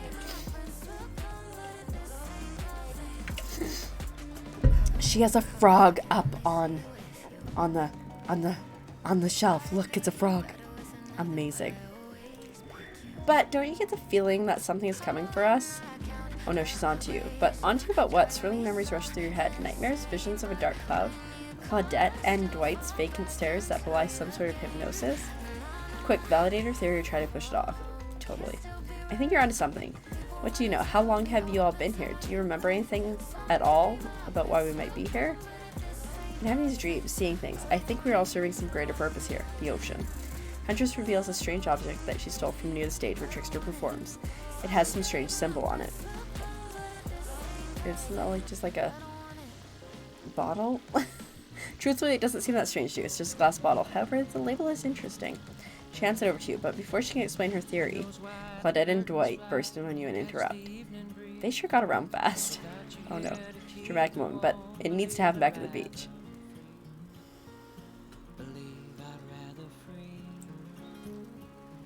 You arrive back at the beach and realize you were set up. There's no big announcement after all. Is it going to be the Trapper? What we have here is a good old-fashioned rivalry. It's true, exactly like that voice we cannot hear and certainly aren't referencing says, we were forced to interrupt your lovely date by another killer. They are here and ready to make you an offer of love you won't be able to deny. When the sky said the winter time is coming on. This is so different than last time. Trapper emerges from the water. Is he in slow motion? He's pure thirst. He's Paul Newman on horseback. He's Denzel on the cover of GQ. Manly manliness brought to life. Also, he was holding his breath under there the whole time. Also, was he holding his breath under there the whole time waiting for his cue? That's commitment to a bit if I've ever seen it. Look at his smile. Heard you spent the day in a quaint cottage. That's cute. How about a quaint mansion? Or better yet, how about one on each continent? Yeah, I'm including Antarctica. I'm really, really rich. Think of how cozy we can get in the snowy 10-bedroom chateau. You know, here's the thing. Chateaus are actually pretty cheap if you go to like Europe. And I know far too much about chateau real estate than I should know. I would love to live in a chateau. Like 17th century. Oh, dream. One of those pools that is half outdoor, half in/half outdoor, but nice and warm throughout. That way you can kill a mama polar bear from the outside while watching her cubs cry over her body from the inside. That's terrible. Wow, Trapper's a real D. And by real, I do mean real. And by deal, I mean evil. Plus, you really want to hunt for your food for the rest of your life? With me, you get it both ways. Savagery and someone to clean up after you. Sounds nice, huh? As if. That life isn't for me, bro. Oh, he's gonna murder me. I'm very impressed you can speak with implied quotation marks. Very cool. This guy is a total douche novel. Try hard much? He's like the turn-of-the-century Pacific Northwest version of a Wall Street bro. Trust me, it tracks. Patrick Bateman with a huge chip on his shoulder. You wouldn't go with him if he was brandishing a cleaver at you. Oh, he is. Thanks, but no thanks. Thanks, but no thanks. I'm into a quieter lifestyle. I relish my independence. I don't need someone to wipe my butt for me. You run back to the huge arms of Huntress. She hugs you tight. So tight, you think you feel the life leaving your body for just a moment. But it hurts so good. You know what? I'm impressed that you stepped to me. I appreciate someone giving me their total honest opinion. Even if that opinion makes me want to carve out your liver. And the butt wiping comment, that's not what I meant by clean up after you. But I'm hiring someone to do that for me at the moment I get home. So I give him a great idea. Trapper leaves and you turn to Huntress, walking in slow motion back into the water. It's pretty weird. He's just gonna stay in there all night. He just like walks under and like sinks. Just hilarious. Shall we continue our date? Making moves on the lady. Huntress leads you back to her cabin. You thought you'd remember the way, but it's like the forest has completely changed. Nothing is familiar. Better not get lost out here. Can you believe that guy? Classic trapper pulling a move like that. I'm so glad you chose me, though. I don't think we've explored all there is between us yet. She winks at Bunny, masked eye, and scoops you up onto her back. Huntress runs through the woods with you piggyback riding her. The wind ruffles your hair. Animals clear path for the mighty woodswoman as she races like the lead from that famous teen vampire drama in that one scene where he calls her a spider monkey. Huntress doesn't call you that. Twilight. Whee! Eventually, she gently lowers you to the ground, and you take in your surroundings, a wooded clearing in the forest. Huntress prances about like a deer in a meadow. I like to come here sometimes to clear my head and hack up a few cute woodland creatures. Foxes are my favorite to slaughter. They think they are so cute and sly, but I see right through them. They're just jerks. Great with hot sauce. Huntress hears rustling and darts off to find a source, crouching down low like an animal. Now you're alone in the middle of the forest. Which way did you come from again? No idea.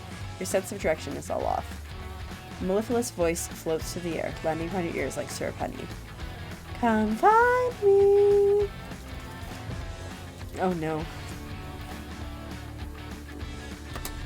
Oh, that was not very good. That was better. She's so cute looking. So chibi. Oh. It's so fast. Oh. Oh my god, I'm not gonna get that. You missed completely, I'm aware. Tag! You bop Huntress on the shoulder when you find her. She high-fives you. But she's gonna slaughter me.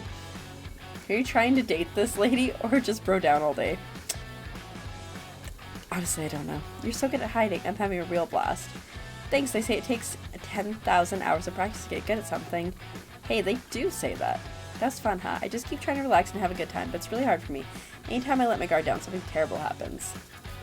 I'm concerned. Hold up. Is that Tater! a raid? Of all the channels in all of Twitch, on all the internet, you raided into mine? Welcome, Raiders. I don't know what to do, I just dance. Hello everyone, welcome in. Thank you so much for the raid, Tater. Hello Shorty, how are you doing tonight? Laughing Crow. I was gonna say Laughing Crow. I don't know English today, I am so sorry. Welcome in, how are you doing? Dryerbone, hello, good to see you again. Hell, is English hard? Good to see you too. Hello Emily, welcome in. I hope you're doing well. How was stream? I hope it went well.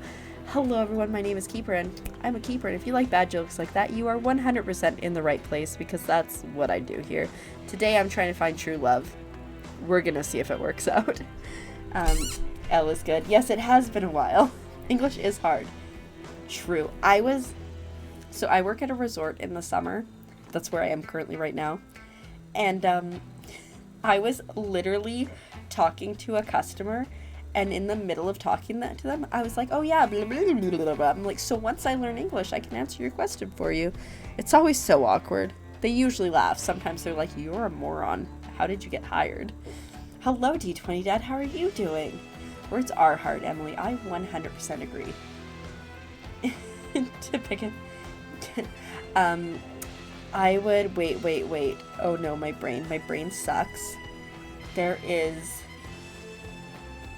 Eriador was the name that I used to use all the time for like online stuff, which is like a region in Middle Earth. I get it. Flirted my way to the top. Clearly, as you can see, the flirting is working. Wow, I just looked at the second option here. If nobody's seen this, this is called Hooked on You, which is a Dead by Daylight dating sim. I played it Friday. I didn't find true love. We're trying to find true love today. Right? I don't know what to do. Yeah, brain go brr. Brain goes boo. Okay. Like what? No, I feel like I need to... I'm trying to seduce her, Tater. I'm trying to make her love me. So I'm gonna go like what? We're gonna like try to go deep into the emotions so we can get a better connection. Sometimes I find young girls in the wood, little perfect angels that need my protection. But if I turn my back for a moment, they wind up dying. Okay, you guys weren't here before. Literally what she would do, she would take little girls into her cabin, tie them up by their neck to the wall, and then they would starve to death. Right? But she's so adorable. Wait till she gets like super like, oh, woo. That got dark, but I feel like the Huntress wouldn't admit this to just anyone, although she does have massive thighs. Look at her, she's so cute. Oh look, Claudette and Dwight are back. Also, she isn't wearing pants. Yes, look at them thighs.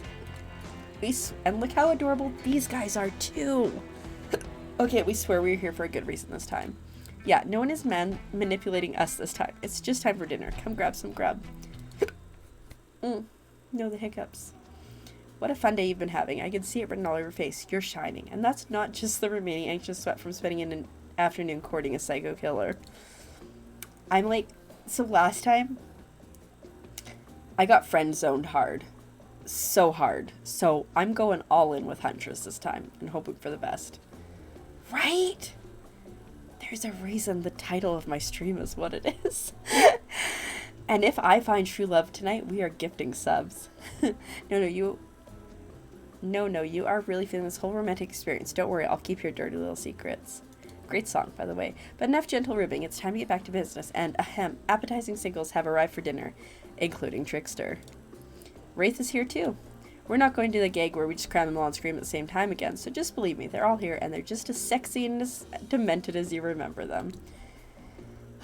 With your love on the line, everyone is being very careful to not offend you by saying the wrong thing. Congrats, by the way, on getting this far. I'm as surprised as you are that these 4 are falling for you. No, not because of your personality, but because you just met them yesterday. However, since Wraith seems to be the biggest long shot to end up holding on to your heart, he throws caution to the wind and speaks up.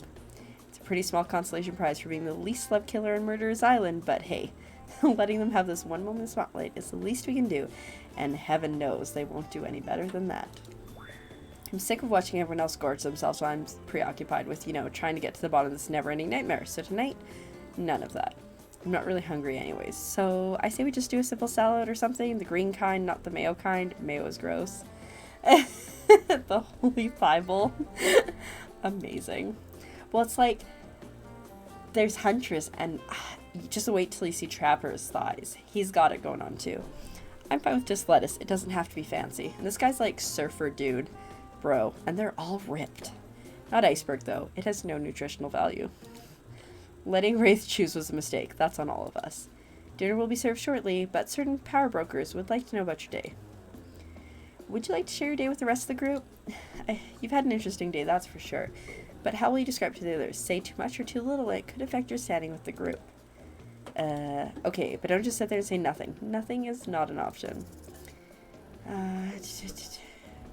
Tell of your brush with death. Oh, I don't want to joke about having kids because I feel like that would rub Huntress the wrong way. But she did protect me from a bunch of murderous crabs, so that'd make her happy. Today was nuts. We went to Huntress's secret cabin and killer crabs attacked us. It's true. Oh, look, see? She's falling for me. I'll fall asleep tonight with the delicious sound of crunching crustaceans. That would never happen on my yacht. Look at his thighs. Look at his, trunk of a body. Boofoo. I grind them up, a much more satisfying way to kill crabs. At least those kind of crabs. I have a little comb for the other kind. Oh. Yes, STDs. I'm so glad I did not pick him. Trapper do be thick. You gotta be in bed at 7 a.m. Ugh. Fair enough. That is early. Anyways, thank you so much for coming by. Oh, I hope you have a wonderful night and that you sleep well and that 7 a.m. isn't too early because I feel your pain. I get up at 8, but I still feel your pain. They are both so thick. Like look at Dwight's little short shorts. Ugh, I love the stylization of this. Anyways, Dwight and Claudette bring out dinner. Everyone eats in silence. Don't trust anyone now, and they're all very tired. Oh wait, no, sorry. There's a dreary supernatural horror thriller set in Antarctica, not a charming parody dating sim set in an undisclosed tropical paradise. Bony appetit. Don't you mean bon? No, almost everything we serve has a lot of bones in it, even the vegetables. How? Impossible to avoid on the island. Everyone eats without speaking. Tensions are rising, both of the sexual and deadly variety. When everyone finishes, Dwight and Claudette come back to clean up the table. They linger around as you pick up your plate, take your napkin, and dust crumbs off the table. What would you like to say to the servants? I thanked them last time, and I just think it's the polite thing to do. I can't ignore them. Your top-notch service is much appreciated. In fact, here, for us, just for doing our jobs, I wonder if you can seduce them. Thank you kindly. Everyone, if you would please be so kind as to follow us to the fire pit, we'd greatly appreciate it. We've been told something big is going to happen, something that will change everything. You can go willingly, or you can go unwillingly. You have no choice. Tough cookies. Did you have a choice on how you said that, dweeb? Look at him. Yes, and I immediately regretted how I did. Good. Something needs to change around here. Fire is rebirth. Look at her, she's so cute. I almost went for her the first time. Fire illuminates the soul. I hope the fire isn't too smoky. Smoke hurts my eyes. I have pretty sensitive eyes. I'm also horribly afraid of it. The fire, I mean. Not my eyes, because of childhood trauma involving fire. He's so weird. And finally, everyone starts to move towards the fire pit, if only to get away from Wraith's complaining. Okay. We're doing things. You take a seat on a comfortable log, feeling the fire's heat against your skin, and wait for the other killers to take their places, wondering who will tell a story this time. Will narrator tell a story? I bet they've got a stunningly creative mind. Hey, you think, are they allowed to simply place thoughts in my mind like this? It doesn't seem fair. Everyone makes their way in, but something unexpected happens. Nothing happens. Something almost always seems to be happening here, so nothing is probably not a great sign. Oh, cool, and now everyone's looking at you. So, do something. Should I pick someone to tell a story, or we could play charades, boggle? Well, we were actually thinking, why don't you tell us a story? Wraith points his spine and skull staff thingamajig at you. You duck out of its way. Who knows what thing can do? Probably shoot lasers. Imagine. Pew, pew, pew! Try not to bore us. We're just very interested in you. Look at those thighs. It's incredible. Don't speak for me, Huntress. Now, you can't tell if you're warm from the fire or if it's your nerves heating up. You know that the fire is right here, but maybe if we stop talking about it all the time, we can start to pretend it's not there and doesn't, threaten to burn us all alive. He's not supposed to hear me. Get out of here, Wraith. Keeper was about to make an important decision about telling a story or not. Fine, I'll tell a story. Sure, I'm gonna tell a story. I hope it's a mystery. Okay, so what type of story do you want to tell?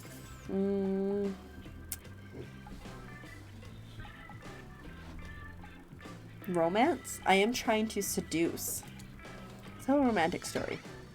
About two lovers who take poison together and die foaming at the mouth. Or about two strong hunters who meet when they both try to bludgeon the same wily wolverine. That one. Not quite, it's about my parents. They met at a college party. He was hosting, she'd been dragged there by some friends. They couldn't have been more different, and yet, as the night went on, they were drawn to each other. Huntress is intently listening. She made fun of his taste in music, and he took an interest in her major, women's studies. They were married within 2 months. A bit soon to know if you can trust someone, don't you think? That's so sweet.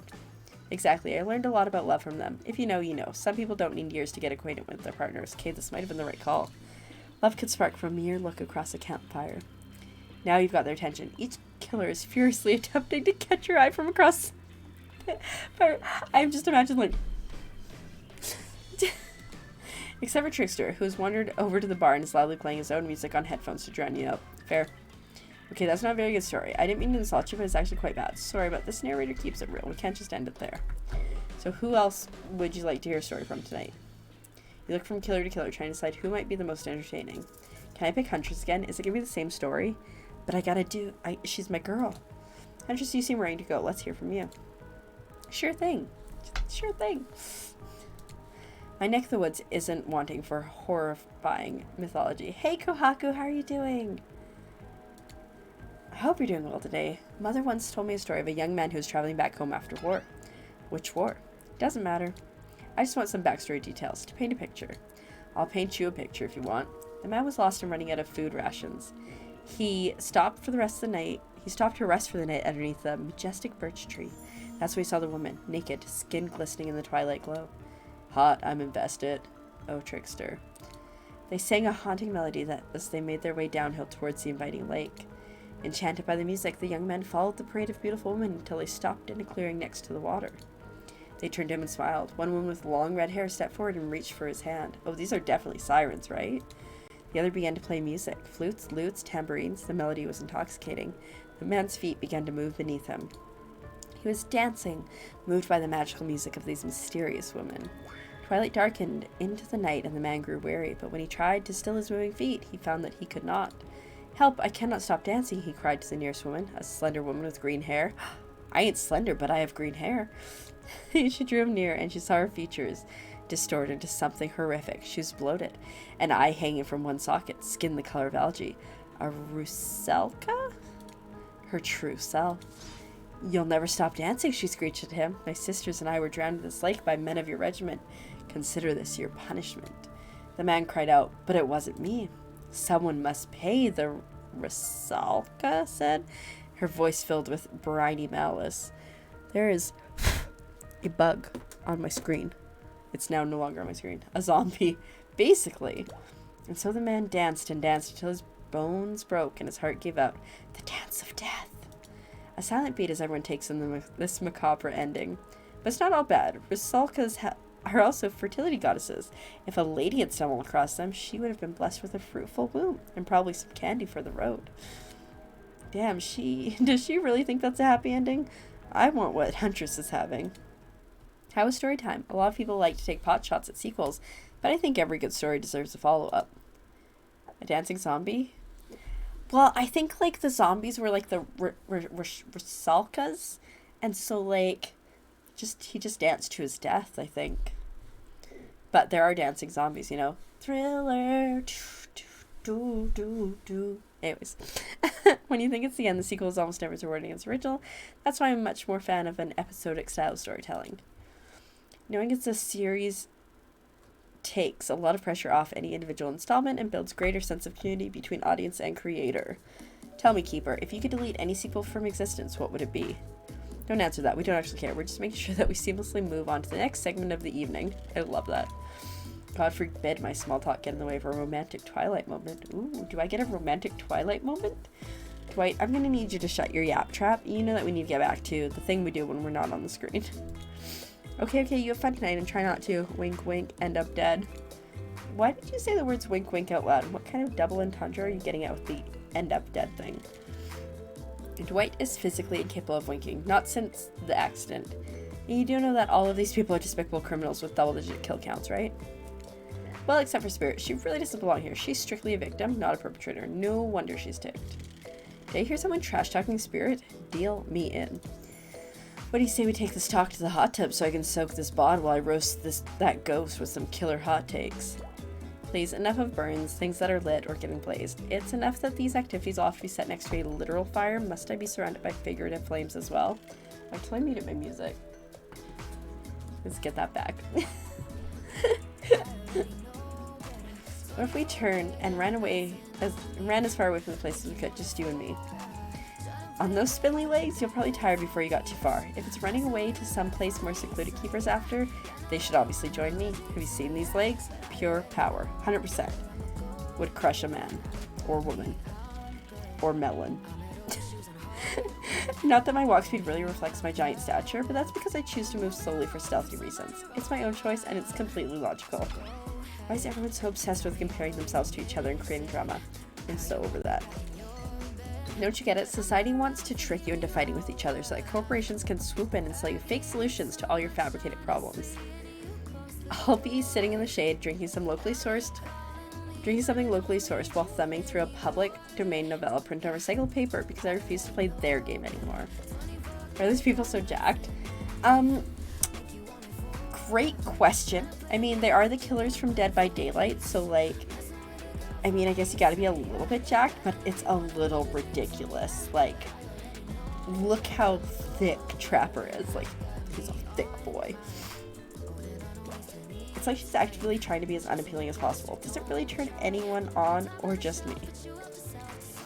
Despite Trapper's insatiable appetites, it seems his attention, along with the attention of everyone else, is still on you.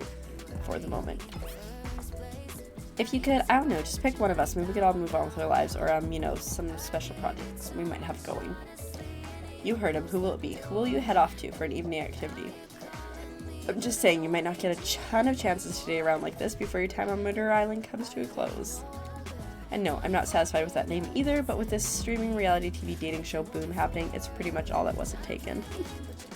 Which killer will you pick? And yes, we're back to excluding Trickster because, ugh, that guy. Huntress. Huntress? Ooh, so many hearts. You know, I had a feeling you'd pick me. You've got good taste, and I don't just say that because I'm considering eating you. What? Huntress licks her lips as she eyes you up and down. You've never felt like a literal piece of meat this much in your life before. What have you gotten yourself into? Let's go over to that bar. I'm gonna make you into something special. Wait, what? You and Huntress whisk yourselves away to the bar, and when you arrive, you find an arrangement of arts and crafts supplies. Are those? Oh, taxidermy tools. Cool, cool, cool. Are you freaking out? I'm not freaking out. Is she gonna, like, just stuff me? Rumor was going through Huntress's head. Though she's bubbly and enthusiastic, you're always terrified she might snap. Something on your mind? She smiles. Drink this. Is she gonna poison me? And then Huntress hands you a seemingly normal tropical cocktail. If one were to drug you in some sort of state in which you could be operated on, these flavors would certainly hide the poison.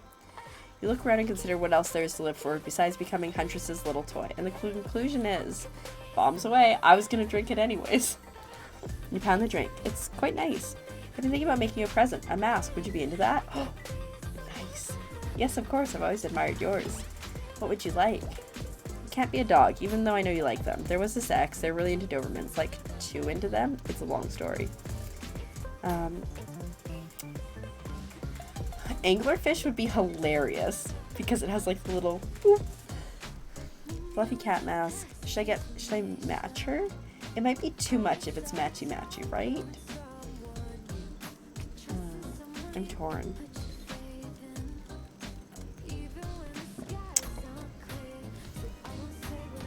Matchy-matchy? Anglerfish. A mask with a light dangling off the front of it and big scary fang teeth. All the better to see in the dark when I go out for my evening hunt. So sorry I picked and chomped my prey to death. Yeah, fish? Okay, okay. I'm talking anglerfish, baby. That's such a cool idea. Yeah, I'm full of cool ideas. I don't even know where they come from. Probably like the clouds or something. Well, I know I'm going to be working on tonight all alone in my skimpy pajamas. She's got something skimpier than this? Huntress winks at you. Whoa. This deserves a celebration. Yep. You thump your fist on the table like you're in some old-time movie about horny Vikings or surly Russian ice farmers. More drinks, drinks for all my friends. Whoa, okay, slow down. Even I don't have that kind of energy after today. Let's do something a bit more relaxing. Huntress, you've got a lot of hobbies. Why don't you share something with us that you're passionate about? Something less deadly than throwing X's or chasing survivors. Maybe. Just a thought. Making more masks? Or wait, making matching gloves? No, you little joker. Think of a different type of making. Making our victims die fast, medium, or slow deaths, depending on the mood we're in. Cool. We're going to murder people together. And that's another round of Be Careful What You Wish For on Murder Island. Dwight, I need your help. Doing something in a different place entirely? You read my mind. Meet you there. I'm talking about mycology. You know mushrooms? I picked a lot of them. I'm very familiar with which ones make for a great soup base and which ones make you super dead. Not just dead, super dead. I'll show you 2 mushrooms. You point at the one that's safe to eat. Okay, that sounds easy enough. Oops, that little fellow is an autumn skullcap, and after eating one, if the diarrhea doesn't kill you, the liver failure probably will. Cool. Next up is a very easy one. I'm sure you'll nail it. Point at the one that won't result in almost instant death if you eat it. Uh-oh. You would have just eaten a deadly dappler, which has the name as both adorable and, well, deadly. Adorable and deadly, you know? Anyone like that? Hee hee hee. Final question. Which will make you jump for joy and which will make you vomit till you die? Oh, geez, I'm sorry, hun. It's a destroying angel. I have a friend who likes to pick mushrooms, and we go out all the time, and he's like, can you identify these? I can never. It's very deadly, not to be confused with the witch-grunting angel, which is what you might imagine you see while you're hallucinating on your deathbed after chowing down on one of these. That's fun, right? I like flexing a little more than my biceps for you. She's not so mad about it. Let's see, tabulating your answers, and let's hope you hunt better than you forage, because you're bad at foraging. Very bad. Get us all killed bad. Huntress claps her hands giddily. I appreciate you spending time with me tonight. I know the other killers are all very alluring in their own way. It means a lot that you spend time with a forest bumpkin such as myself. You're no bumpkin. You're a strong, independent woman. Don't demean yourself. Huntress leaps on you, knife to your throat. I'll demean myself if I want to. Oh god. She's angry, but also turned on? That's pretty hot. We're here. Claudette and Dwight are gathering everyone together on the beach. Typical. Exactly what the voice said. I'm telling you, and I'm being honest, that you're the only one here who can hear me. But they can all hear. The gang's all together again on the volleyball court. Seems like only yesterday I was sitting on the sideline watching everyone get sweaty. That's because it was. Boy, feels like we've been here a lot longer than that, actually. It's so late the sun is already beginning to rise. Better get this over with quickly so that, I mean, you can get some beauty rest. I do not recommend the internal damnation of perpetual narratordom. Good thing you've really used your time well since then. Really getting to know the gang. The brain, the mogul, the basket case, the psychotic bunny girl. Got a thing for her. You know, the 4 types of people. Anyways, everyone is gathered on the volleyball court for a new type of game. Pitch your dream date and see who keeper chooses. Who's ready for a round robin? Thanks, Azurite. Glad you're still hanging out.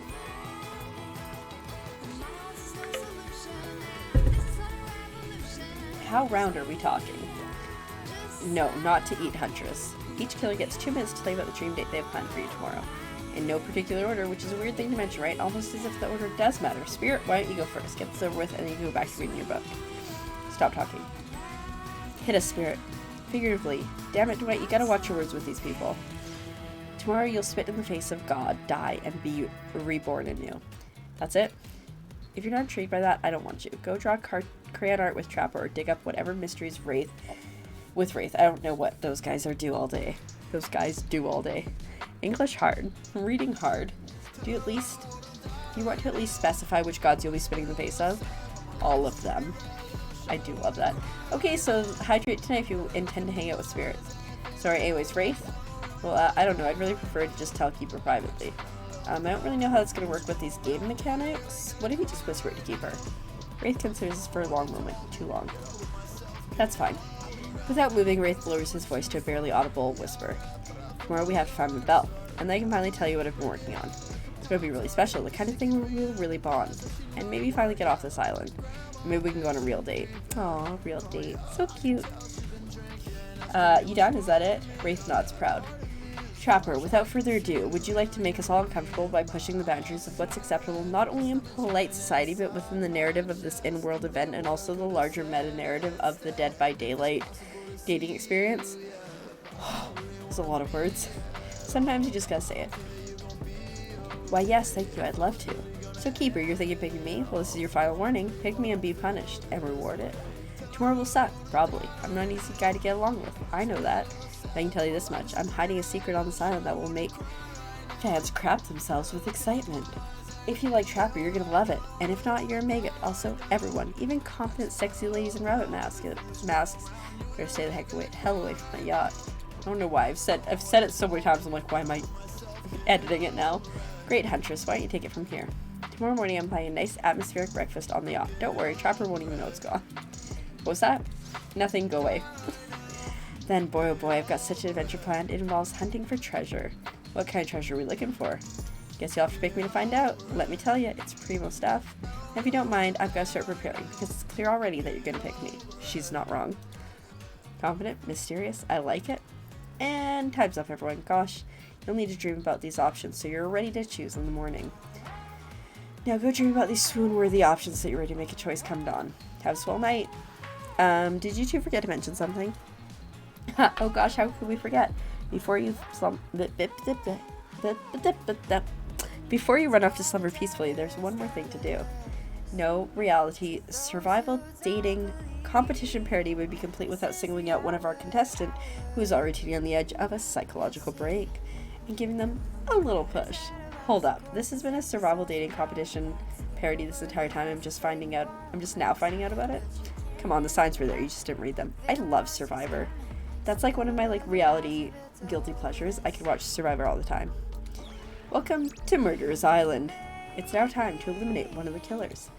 Oof, it's like a butchering, but it hurts even worse. You can't kill a killer, but can you break their heart? Do you dare even try? You mean That's right, tomorrow's one of these sexy slicers will not be eligible to take you on a date. Who's it gonna be? Because it's dramatic, because it's surprising, because it's a classic reversal of fate, and it will hurt someone's feelings, someone dangerous. What's it gonna be, champ? What's your thought process here? Trapper seems like he might throw you to sleep if you eliminate him. That being said, at least you see him coming. Spirit could be anywhere. She floats, and I hear she can disappear. Hard to track. Eek, if you get rid of Wraith, you might cry, and although I totally support normalizing men crying and being vulnerable, it seems like he might be an ugly crier. Huntress, she might pretend to be okay with it, but then you'll start seeing her behind every tree. What I'm trying to say is, I don't envy you, boss, so which sociopath are you eliminating? Probably Spirit? As far as I can tell, everyone here has done terrible, terrible things. Trapper, Huntress, Wraith, you're killers. Sure, you're each quirky or cute in your own way, but that doesn't change the fact that you kill. You've killed in the past, you'll almost certainly kill again. I get that. I can work with that. But you, Spirit, I don't know what the hell your deal is. She's gonna murder me. Why would I say that? Why would I say that? You don't seem to deserve to be here. At least not on the outside. So what's on the inside? I'm truly afraid to find out. So I'm gonna have to let you go. Were you talking to me? Sorry, my mind was wandering. Has anybody seen where I left my sunglasses? I was just saying that I'm eliminating you from the competition, which I am sort of putting together is a competition. Oh, really? Okay. So nobody's seen my sunglasses? I swear I'm just going to embrace the grandma life and get one of those bands that connects around your neck so you can't lose your glasses when you take them off. They just hang on your chest. She could rock it. What do you call those things? I think you just call it an eyeglass strap, or maybe an eyewear retainer? Or, you sure you're okay with this? I thought you might get upset. Nah, couldn't care less. It's a perfect person to eliminate then. If anybody needs me, I'll be, I don't know, whoever the hell I want to be. That you've broken the heart of someone heartless. You should go get some shut-eye. And don't worry too much about the broken heart you've left behind, because of course they'll be receiving a consolation prize. They might not get to go home with Keeper when this is all over, but they'll never sleep alone again. That's right, we're sending our eliminate player home with their own mostly new trickster body pillow, the next best thing to a real trickster. It might not hug you back, but it definitely won't try and stab you. And how do we know? Because I've tried it. That's right, it's Dwight Test It. Claudette approved. Why is it test it by one, but approved by the other, right? I hope you sleep well tonight, Keeper. You're my hero for what you've accomplished. How can you sleep tonight knowing what you've done? No, not because of the guilt. I mean, knowing there's a legit homicidal maniac who hates you so close by. I don't think Spirit hates me. Oh, I clicked too hard. I know how you do it, but you better go before Dwight and Claudette come back and put you to sleep themselves. You know, those two. Schedule. Good night. Well, what a crazy way to end the day. An elimination? I didn't even know it was that kind of game. Let's check in with everyone, especially with our loser. Everyone deserves a send-off. I can't help it if I have these thick arms and legs that go until they stop. I knew we had a connection from the moment I saw them through my mask. You can never be sure what's going on in the newcomer's mind, but I like my odds for tomorrow. It's so fun hunting for love and not for food or vengeance for a change. That's kind of cute. I don't really know what's happening here. I honestly haven't been paying attention. Oh, Keeper, sorry, I forgot. I'm focusing on other things, more important things. One way or another, I won't be here for much longer. How would I say things are going? It's a matter of perspective. If Keeper's goal is to impress me, things are going poorly. But if Keeper's goal is to get themselves killed, they're doing an amazing job. Spirit, you gonna say anything? No, you're just gonna clean your katana and slowly stare out ahead at the medium distance like that all night? Look, the katana is clean. I mean, not really. It's completely destroyed and held together by ancient magic, but it's not getting any cleaner. That's for damn sure. What? No, you're not part of this. You don't get a confessional. It's cool, man. I'm not a part of anything. You feel me? I'm not a cog in anyone's machine. I'm my own machine. The whole thing is pretty cute, though. Charmingly low budget. Old school marketing vibes. Not gonna lie, I kind of wish I wasn't so busy right now. I'd definitely be down with a reality show style dieting competition with survival elements. I got my new album, upcoming tour, finalizing a new sneaker line, producing a limited series on my life, starting a new social media NFT crypto app, and doing these private gigs over in IP Island. My dudes, you gotta come check it out. IP Island, that's dope. That's where the real killers hang out. Fully licensed, no legal drama. Lawyers, take a hike. I'm gonna tell everyone that Trickster said that about them. Don't worry. I'm talking your favorite established characters from all over pop culture that can't be seen on this island. Hell, you probably can't even mention them, like Ghostface. Don't say it. Look, we get it. You're very popular and in demand, but we have a game to get back to, and I don't want to get sued. Ghostface! Has anyone seen Supernatural? I'm like, Ghostfacers? That's what it reminds me of. Come on. Whatever, I don't care. I'm the trickster. See you around, Keeper. You too, narrator. I have a name, you know. You do? Yes, seriously, they do not pay me enough to deal with you people. Is it my turn?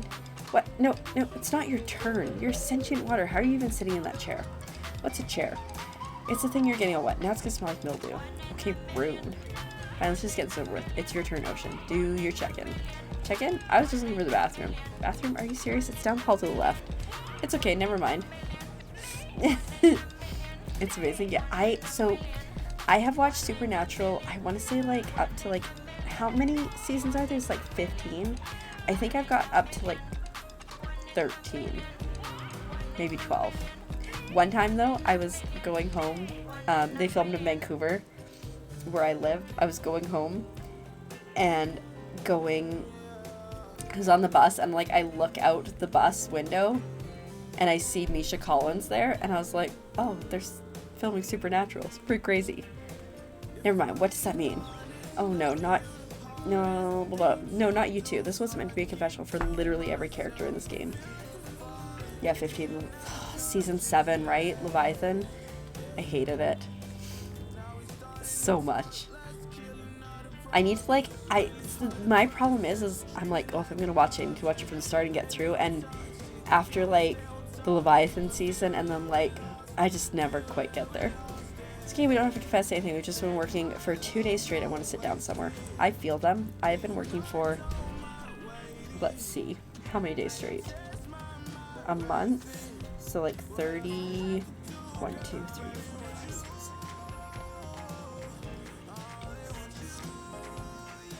47 days straight, I think. It's fine, I'm not tired. This chair is wet. Yeah, I think the ocean just peed on it. How does that you know what, I don't care. You two are looking pretty pleased with yourselves. Got something to confess. Oh great, what's it gonna be? You ate glue in the 2nd grade? You cheated on an algebra test once? Watching Spirit get eliminated for the first time in this unending spiral staircase of pain that is my life, that was the first time that I felt even a modicum of joy. Every minute that I'm alive is a nightmare. This place, the sun, these super sugary drinks, it sounds fun for the weekend, but in eternity, you should rewatch it soon. Yeah, at some point I need to. Hello, Blue. How are you doing today? I hope you're doing well. I'm going for True Love tonight.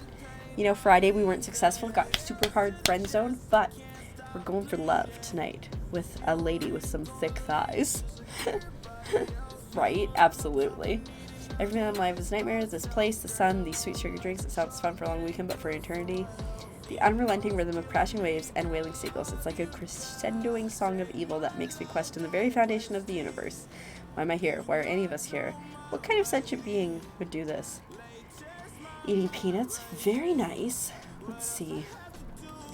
What did I have for dinner? I had potatoes. Nugget potatoes that I boiled and then like slathered with butter. So good. And bacon. So now you're happy? Nice. I'm a chip girl. If I have chips, I'm happy. Please erase me from this existence. Make it so I was never born. Pull the plug on this experience and let my soul be free. And please, please get me out of this polo shirt. Okay, let's get you to bed, buddy.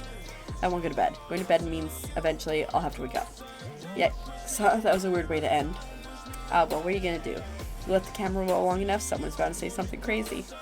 Anyway, it seems like everyone's had their shot to annoy me tonight, so hit the hay and get some rest. Tomorrow's gonna be a doozy.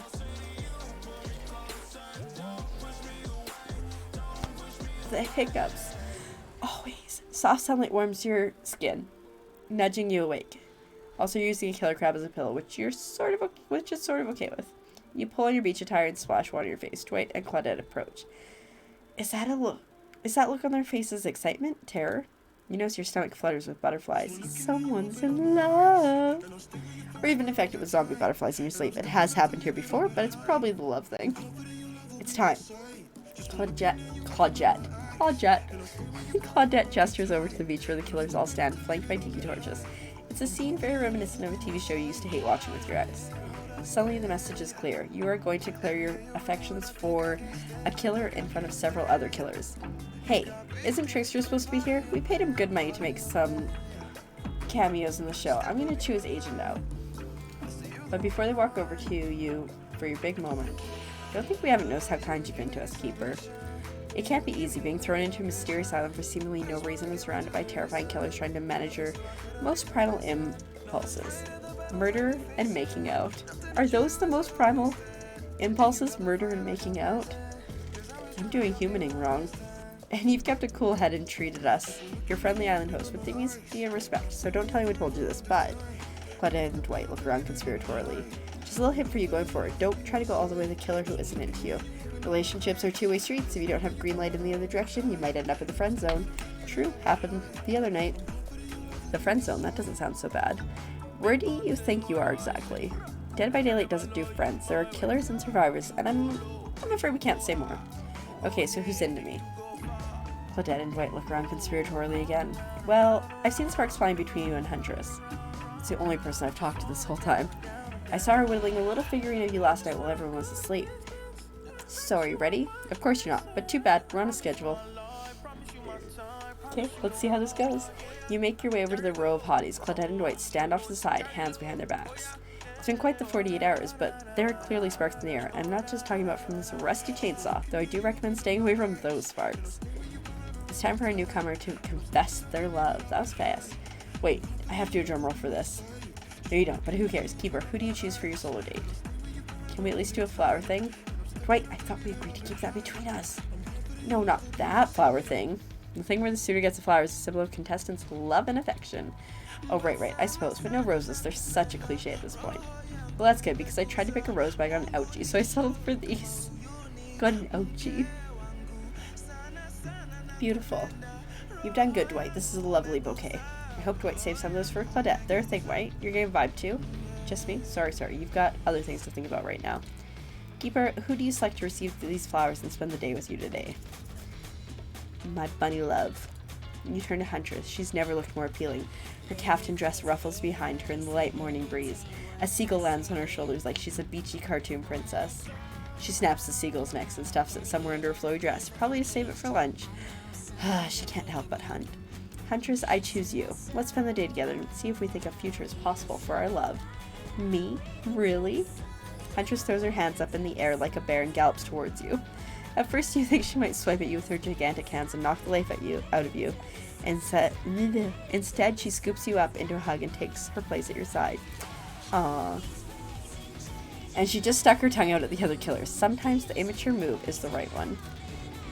It's sure to be a fun day. We'll just be here, not getting ready to participate, even though survivors matter too, while you go off and have a grand old time. Yep, just Claudette and I hanging out, no one competing for our love. Wonder what we did in a past life to end up embroiled in this unrelenting misery. But go, have a blast.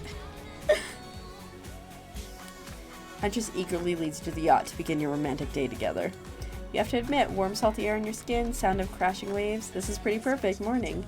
Just you and Huntress. Why are they all killers? I think the goal is, so like if you've seen Dead by Daylight, these are some of the killers from Dead by Daylight, because it's a Dead by Daylight dating sim, so I think, it's not as exciting as if they were survivors, although, maybe one day they'll do a survivor dating sim, because Claudette's pretty cute. And Dwight's got those short shorts. Hey cuties. Ocean's here too. Did you know that I'm teeming with flesh-eating bacteria and dead bodies? That pesky ocean, always killing the vibes. You turn to Huntress. You don't know what Dead by Daylight is? Give me a second, I think there's an ad in progress. Oh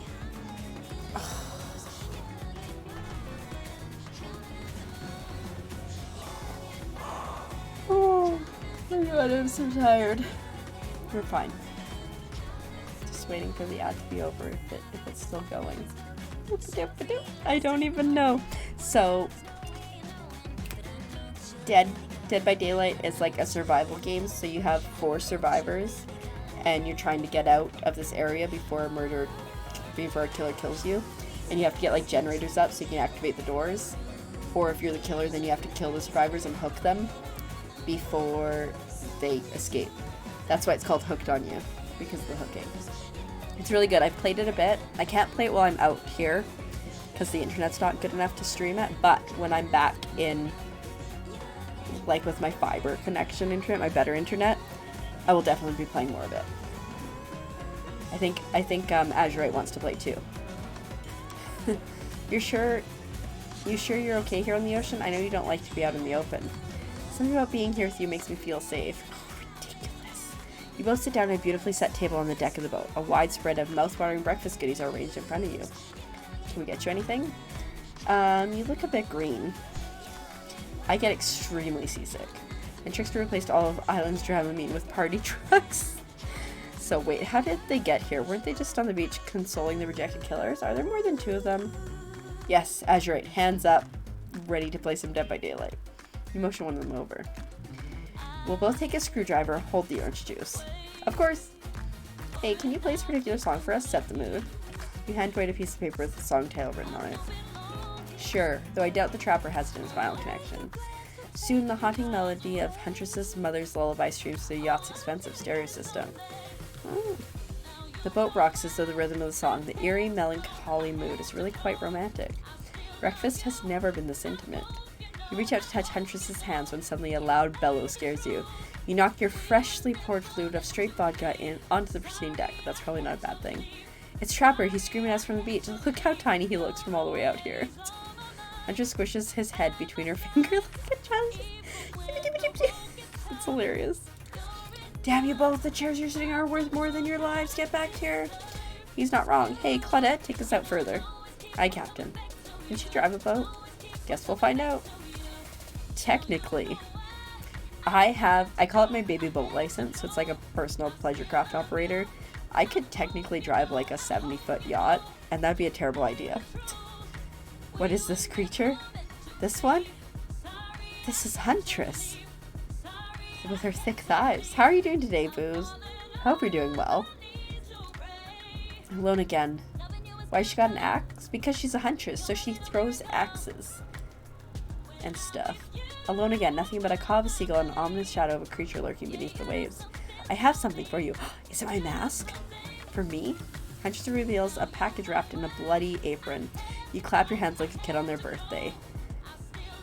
Her playful attitude is rubbing off you. You're all for terrible ideas, Matt Cat. Okay.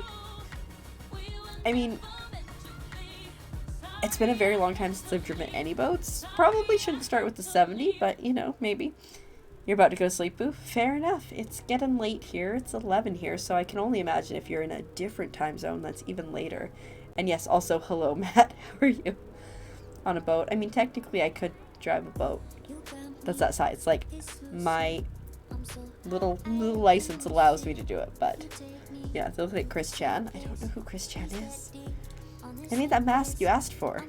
I almost forgot, but I bet you didn't. This is the whole reason you pursued Huntress. I bet definitely to get a mask of your own. No other reason. Now, true love for sure. Here you go. Look how cool my mask is. It's perfect. You put it on. It fits your face like a face glove. You gaze at Huntress through the eyes of the mask. A swell of emotion surges through you. It's 2 a.m. for you? That is very late. And because the mask's on your face, you can't be as creeped out by looking at it as everyone who has to see you surely will be. I think it's cool. It's not that creepy. Let's go back to my place. She downs her screwdriver. We're going places. The tension is palpable as you enter the cabin. You could cut it with a hatchet. Oh my god, wait. I heard the funniest, or I saw the funniest joke. Wait. What do you call a laughing motorcycle? A Yamaha ha ha ha ha. Amazing. Give me a break. It's day 3 of killer jokes. The narrator only has so much mojo. Huntress sits you down at the cluttered table in the kitchen. You notice the bloodstains that have crept into every nook and cranny of the wooden plank. What poor creature died on this table? Did they suffer? What do you care if they suffered? Why is the ocean here? We're in the middle. What time is it in Canada? Well, depends where in Canada. I'm on the west coast of Canada, and it is 11:05 p.m. on Monday? On Monday, yeah. What do you care if they suffered? What time is it in Australia, where you are? Right? Australia? I'm pretty sure that's right. Yeah. Get back in the ocean. Ocean. Stop backseating omniscient narrating. Stay here. Don't move, Meslar. Here, I can hear any mammal's tendons creak as they stretch. It's a gift and a curse. Creepy. I'll be right back. Is she gonna slip into something a little bit more comfortable? Alone in the cabin? What to do? What to do? It's like 4 p.m. Okay. It's a reasonable time. Tidy up. Clean up. Everybody do your share. You have expect a flock of adorable birds and cute little mice to come sprinting in to help you, but they don't, because this isn't some fantasy. This is gritty. This is real. There's octopus down there and a whale. And a ducky. You can only hope she does. Fair enough, Azurite. Plus, I'm pretty sure she kills all the adorable birds and cute little mice. So you put her around the room by yourself, organizing Huntress's various trinket collections. Old bottles over here, discarded vintage. Oh my god, what if doing this she kills me because I ruined something? Discarded vintage doll parts over there, various keys that don't open anything in particular. Doesn't she have a drawer filled with these? Everyone has a drawer like that. And you lay Then you lay a blanket down in front of the fireplace for no reason at all. Oh damn. You're certainly not imagining all the naughty things that could go down on such a blanket. What's that in her strong yet delicate hand? You reach out for her, longing to stroke her blood-matted hair and scratched up shoulders. I thought we'd get warm by the fire. I'm getting so uncomfy. She wags a finger at you, a bunnylicious smirk on her face. Not so fast. Remember when we talked about how there's more going on here? You nod like an idiot. Well, I now know there's something up. Uh-oh. The other night while you were sleeping like a cute little baby, I snuck into each of the other killers' lairs and saw them with shiny objects they've been stealing from me. I think they're connected somehow. Maybe it has to do with the symbol. I tried to go back last night, but something blocked me from picking any of the objects up. Someone or something knows I'm onto them. I think if you try, it might work. What do you say? Will you help? Hell yes, I will. A globe-trotting treasure hunt on the level of Nicolas Cage masterpiece? You can definitely count me in. I love National Treasure. It's so bad, but so good. Let's go. I'll be your guardian angel. You never know when those other killers might pop up. Excellent. Just come with me. You grab Huntress by the hand and practically trip over your own feet on your way out the door. It feels good to have a quest. Thrilling. But part of you is wondering just how quickly you can get through all this and impress Huntress. Soon she'll take you in her yoked arms and you'll swoon. Your childhood crush on Popeye is making more and more sense. Where do you want to start? There are 4 killers who have stolen from Huntress. You're not going to let them get away with it. Which one will you investigate? Guess we'll just start with Trapper's Cage. There are 2 ways to get to Trapper's Cage due to the whole, trap-based character theme he's got going on. You can rest assured that either or both these pathways will be filled with traps. You turn to Huntress for advice, but she only giggles and shrugs her shoulders. You're on your own, it seems. I guess you're going to have to weigh it. Which will you choose? I think through the forest makes the most sense because she's comfortable in the forest. Yes, the forest. Underground, I mean. Come on, putting yourself in the ground voluntarily? That's just asking me buried. Dead, alive, doesn't matter. The surface is where you belong. The light cascading through the leaves of the trees, it casts a hazy glow as you wander into the brush, leaving the cabin behind you. But no matter, this is Huntress's domain. You think they'll keep you safe, eh? I did. I definitely did. I'm dead. Well, you thought wrong. As soon as you take a step off the beaten path, it lands in one of Trapper's bear traps. He swore he'd get you. You can hear his maniacal laugh as you bleed out. Aha, you said one of my bear traps that I swore I'd get you with. I just said that. I've seen a lot of trapped animals, and I can't confirm he got you. Ah, well, crap. It's fatal. Darn it, Trapper, not again. Rude. Yeah, he did pretty good. Oh, really? We gotta skip through this again. Okay, we gotta zoom.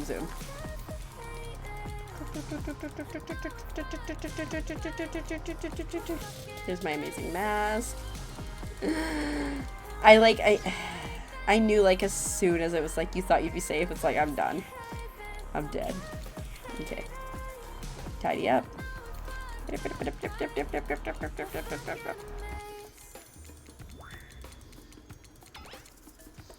Yes, I will help. Okay, we're going through the tunnel.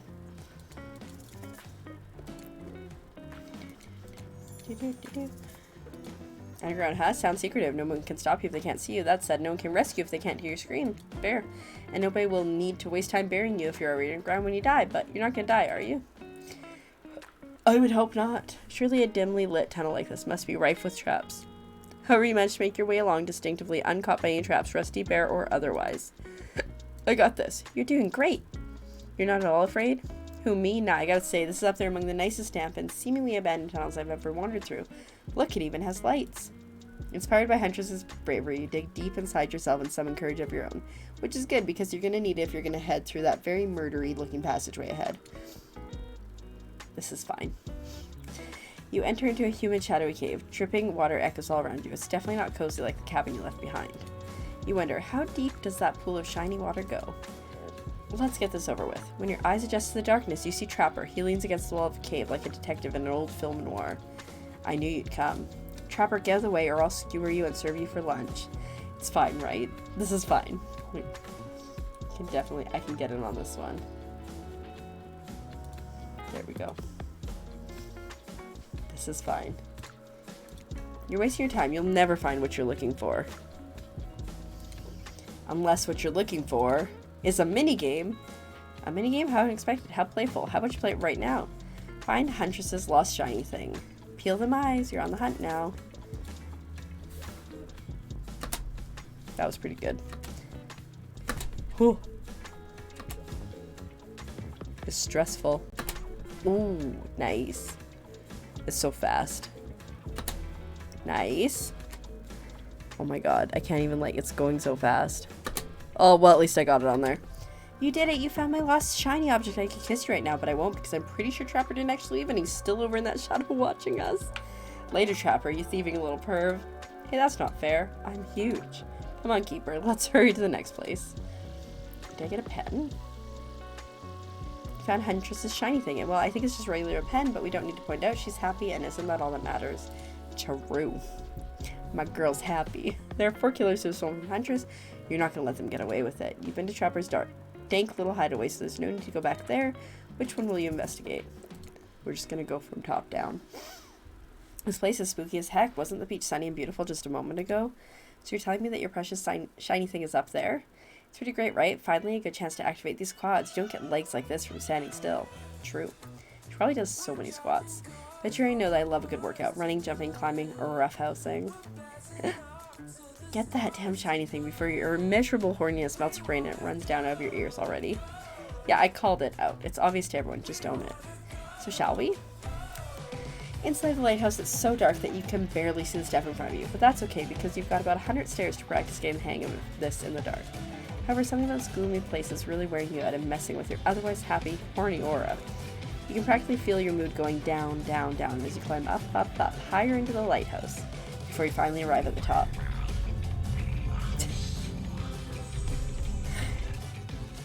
That was perfect timing, Grimner.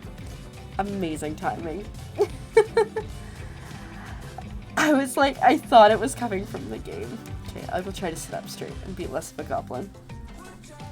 Spirit, you're looking pretty pleased with yourself. Yeah, I'm getting the hang of this whole being dead thing. Do you totally get sadder the closer you get to the top of the tower? That was me, baby. I'm not going to share I've got to share the wealth. And by wealth, I mean my unending despair. I'm probably here for one of your precious shiny things I've stolen. Good luck finding it. I'll be over here reading if you need me. Let's find the shiny thing. Anything to brighten the mood here. Don't miss the treasure hunt. Okay. Could have been better. Oh no, it was perfect. That's fine. Oh, another perfect.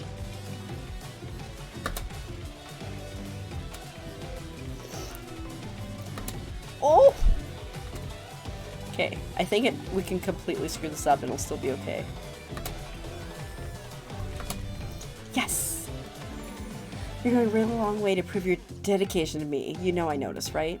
I can see a raccoon lick itself from like 200 yards away in pitch darkness. I can definitely see her working that little butt off for me. A shark keychain.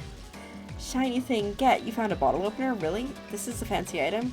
Whatever, you're a real team player. Hey, no. Stop. Spirit doesn't even look up from her book. I think you'll be fine if you just peace out. Okay? We're doing things. There are 4 killers who have stolen from Huntress. It's bottle opener, right? It's like the cutest little shark bottle opener. Which one will you investigate? Go to Race Cosmic Dump. When you arrive at Race Oddball Hangout Zone, you immediately understand why they call it the Cosmic Dump. They being the Obs. It's as if there are items and elements from all over the universe in space. Also, it's a damn mess. But it's undoubtedly a special place. The very air you breathe makes you feel like you're part of something much, much larger. I'm going to go hunt us some lunch while you find the object. You'll know it when you see it because it's extremely shiny. You have a Bigfoot bottle opener? That's so cool. Nice. I'm thinking of also like all the other like weird like novelty things like the the belt buckle beer opener, and then like the flip-flop. Yeah. How long have you been standing there? Are we ever really there? I don't have time for your existential crisis today, Wraith. Huntress and I are totally gonna get it on soon, I think. I hope. Look, I need to find a special object you have hidden here. You saw it from Huntress, and she knows it. So you're trying to figure out this whole thing too, huh? Come check this out. Bit of subject change, but sure, it's Wraith we're dealing with after all. Wraith leads you to a telescope. Through it you can see a far-off island in the distance. Is that IP Island? Holy smokes, is that? Sorry, I actually have no idea what that is. Would you mind filling me in? It's IP Island, where all the coolest killers from intellectual properties that we're legally obliged not to mention by name hang out with, and party with Hollywood celebs and Silicon Valley moguls. That's not even... I'll zoom in, over there.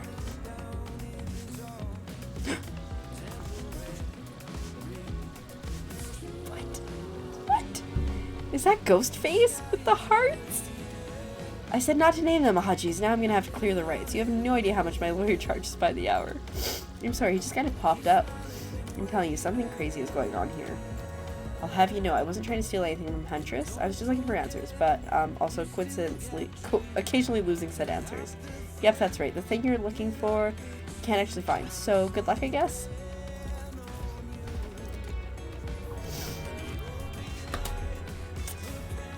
Okay. You okay? Okay. Alright, we're doing okay. Now it's so fast. It's so fast. Nice! Anyway. You heading out, Kohaku? You see an old pair of glasses on the ground and quickly grab them. You found it! So shiny! I knew I could count on you, Keeper. And that's saying something, because I literally never learned how to count via any traditional system of numbers. Fair. Let's get out of here. Alright. Alright. One more. It's hard to believe these old glasses really mean anything special, but a lady like Huntress deserves what she wants. You're gonna head off? Well, thanks so much for hanging out, Kohaku. I know this is like a weird game from what I typically play, but like I said, you need to find some true love here.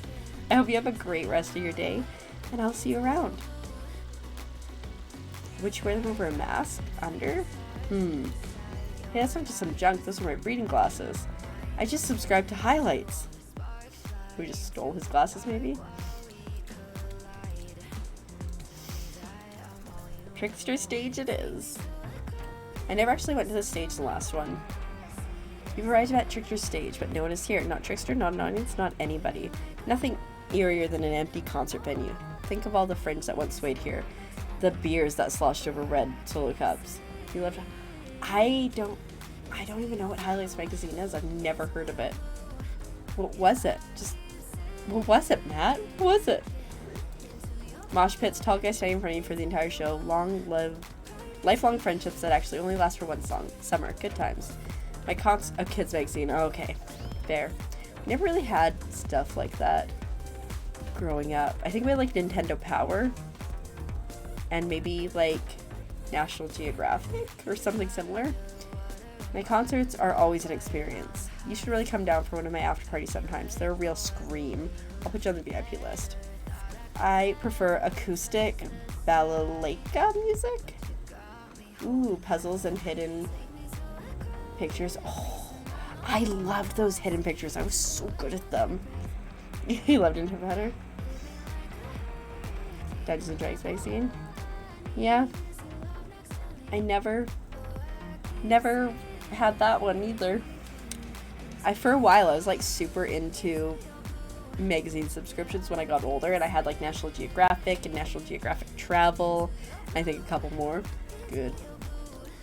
Trickster, I've never listened to music. I think sampling sounds of people's screams is very been there, done that. Hey, no one talks to Trickster like that, and how do you know about my samples? Somebody's obviously a much bigger fan than they're letting on. Show me where Huntress's shiny mysterious object is, or I'll wipe the grin off your face with a chloroform drenched rag. Wow. I'm like getting all evil. Way to harsh my mellow. Deranged violence and torture is only cool when I do it because it's my commentary on a shallow society and I make it look sexy as hell. Your thingamajig is that away. Trickster backs away from you, resumes practicing an intricate dance routine. The way you stepped that bootleg Backstreet Boy was just... wow. If I weren't so strong and stable on my feet, I'd swoon. But it just wouldn't be believable. Find me my shiny thing, champion. Okay, don't screw it up.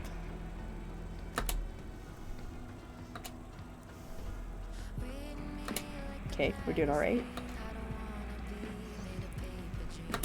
Okay. Okay. Okay, so we can completely screw this one up and we'll probably be okay still. You did it! Your ability to find the unfindable is quite canny. A natural hunter, I must say. Do you think I might be able to find your heart? I would hope so. It's very important to locate and remove all the internal organs of your prey as soon as you fell them so their meat doesn't spoil. It's not quite what I was going for, but okay. Oh, it's a coin. Oh, what's this? You found a gold coin? Nice. Phew, that was fun and scary. Good to see the other killers are taking their heartbreak in stride, more or less. You know how nice to are some of Island's lesser known haunts. Ha! Boom, still got it. We make a pretty good team, you and I. What can I say? I appreciate a fine collection. Now that yours is back in order, maybe we head back inside to appreciate it.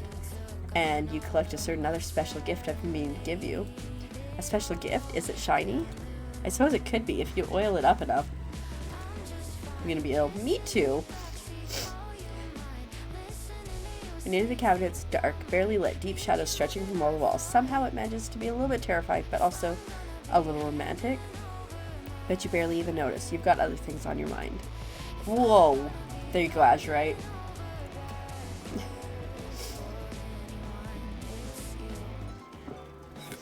Uh-oh. You're practically undressing each other as you walk through the door. Mine's elsewhere. Neither of you realized the door was wide open already. Uh-oh. You were incredible. Every time you found one of the objects, my heart beat faster and faster. Your nimble hands. Is there anything they can't find? The fireplace is crackling. Your heart is pounding. The smell of cinnamon is in the air. But wait. Who is that? Who is that? Huntress quickly pulls her beach cover-up back on. It's her mother? My darling. An older Russian woman bearing a striking resemblance to the Huntress sits, warming her hands by the fire. She turns to you and you're shocked to see that she appears to come from a completely different time in history, wrapped in old, unfamiliar clothes that are completely out of place here at this beach retreat. Without thinking, you blurt out, "What an honor." Mom, just getting in there. What an honor. It's you. I can't believe this. You're the Mama Huntress. I've been dying to meet you. Well, nearly. Can I get you anything? A glass of vodka? A hatchet for revenge on the elk who slayed you? She's pretty cute. I like her outfit. Oh no, my child, I'm quite content, just happy to know that my little darling is taken care of. Huntress chuckles nervously. She's not little. Hi, Mama. But I didn't quite burst in like they're in a prank video. Bet you weren't expecting this date to include meeting her mom. What? Hey, Huntress, how do you feel about your dear old mama coming to interrupt your date? Huntress throws the hatchet directly at the two survivors. It skewers the wall in between them. Without another word, they quickly scurry away. Good girl. Huntress turns to you. I hope this is alright. Of course. I was kind of hoping to bang. Did you see that that was the other option? Of course it's okay. I give great parent. Huntress breathes a sigh of relief. It's just not the mood I thought we were coming back to, but I'm here now. I'm in it. I'm ready to meet your mama. Thank goodness, because my mother's the only person, the most important person in my life. We Russians invented tea. Did you know that? Mama Huntress shoves the cup in your hand. You drink the tea with her. The air becomes warm around you. You, Huntress, and her mother sit by the fire and exchange stories and anecdotes. Mama pulls out some old-time pictures of a young Huntress in black and white holding bloodied animal corpses with a chilling, dead-eyed stare. You all laugh and eat raw meat of some kind. It's a lovely time, almost like you're back home. You've forgotten that you're on a possibly cursed island and Papa was likely some sort of hellmouth. Look, it's not official lore, I just call it like I see it. You know, it'd be really cool if they brought like a tropical island into Dead by Daylight.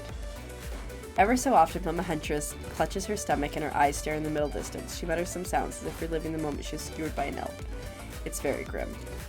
I like you. Thank you for indulging me in my tea and stories. So tell me, what are your intentions with my... Oh... I assume that means daughter. My Russian reading is not good enough anymore to read Thriller. That means bunny. Ah, but you guessed that already, didn't you? No. Or by now you've got your translator app ready. No, I didn't do that either. To keep her safe. I don't think that's the answer because, like, she can keep herself safe. To start a family together, to take it slow. I think she always wanted a daughter. She'll probably kill the daughter, but start a family together. Also on my mind is family. To forge our own forest dwelling with a brood of half a dozen at least, hunting side by side forever. Mama Huntress smiles at you. She reaches into her bloody cloak and pulls out a handkerchief with a flower on it. For you, the one worthy of my Anna. Use it to clean your hatchet of Viseria. Start family, right? You take the handkerchief. It's soft and smells of spices. I'll take good care of this. You point to Huntress. Her, on the other hand, she can take care of herself. Huntress is excited. You've won over Mama. No easy task. My time on this plane is coming to an end. The weird magic from the Ghost Girl's Black Lighthouse won't keep me here for long. I don't want to get into the logic of this, but yeah, the Black Lighthouse can bring ghosts back to life. If you're still here, you're willing to believe anything. It was Spirit who brought you back? I'll have to thank her. Huntress's mama begins to fade. Huntress cries. You can picture her at 6 years old, lying over her mother's dead body. I fully support this union. I feel good leaving my daughter on this cruel earth with you. We're getting close, guys. Right? She's adorable. And look at, she's got emotions. You share a meaningful look with the mother of your beloved. Mama Huntress fades away, leaving you and Huntress alone again. Not a second later, Claudette and Dwight storm back in. Never alone for too long on this island. They're the worst. It's time for a dramatic scene between the lovers. Shall we adjourn to the forest clearing for ambiance? You and Huntress stand holding hands in the forest clearing. Dwight and Claudette watch your interactions closely. Too closely. Hey, I've really loved hanging out with you. I think it's time. Is she gonna murder me? Time? For what? Oh my, okay, I'm ready for this. She does it right. Yeah, absolutely. A little bit extra. That's it. She's like so extra. Time for you to call me by my real name, like my mother's does. Will you call me Anna? Oh yes, that. Yes, of course. I think Anna is a beautiful name, and you're a beautiful person, Anna. Keeper, do you know what I'd like to do right now with you beneath the moonlight? Murder something. I'm feeling closer to you than I ever have before. There's nothing I really do right now than... She averts her eyes. Does she mean what you think she means? I think she means she wants to go hunting. Nope, she's looking right at Dwight and Claudette. Chop up these two fools with you. Absolutely. My hatchet is sharp as my love for you. Let's get bloody. It's a gruesome scene as you and Huntress go to town with these innocent survivors who just wanted to help you guys out. We were being forced to help you. You can't hear you, hun, on account of the congealed blood in your mouth. Once you've made quite a mess of the survivors, you and Huntress look at each other with manic eyes. Shall we return to the cabin? I'd love to get you out of that beachwear and into something a little less there. I thought you'd never ask. Once inside the here you go, Azurite. She's back. Once inside the cabin, Huntress strips off her caftan, revealing every curve of her muscled bod. You follow her lead, disrobing for the first time since waking up here on the island. And yeah, you've been sleeping in your clothes. No judgment, it's a strange new place. All I can imagine is being naked, but still wearing that, anglerfish mask. You kiss, and yes, if you were wondering, it looks like she's gonna keep the bunny mask on for this sexy time. This is the part where I skedaddle.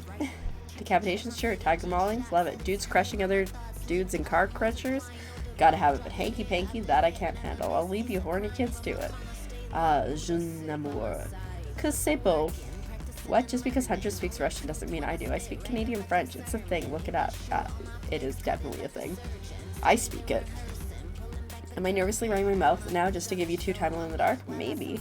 Stop me if you've heard this one. A hillbilly, a doctor, and a clown walk into the bar. Fine, we'll get back to it. Post doing it, you and Huntress lie together in the warmth of the fire. Everything is so perfect. You imagine Mama Huntress smiling down at you from above, beyond. Kind of weird in that moment. Then you realize it's pretty gross to imagine her having just watched all of that, and you try to stop thinking about it.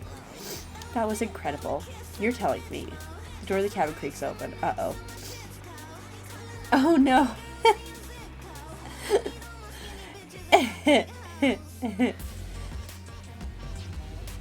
I mean, technically it was all just black screen, so you're fine. You cover yourself with a blanket.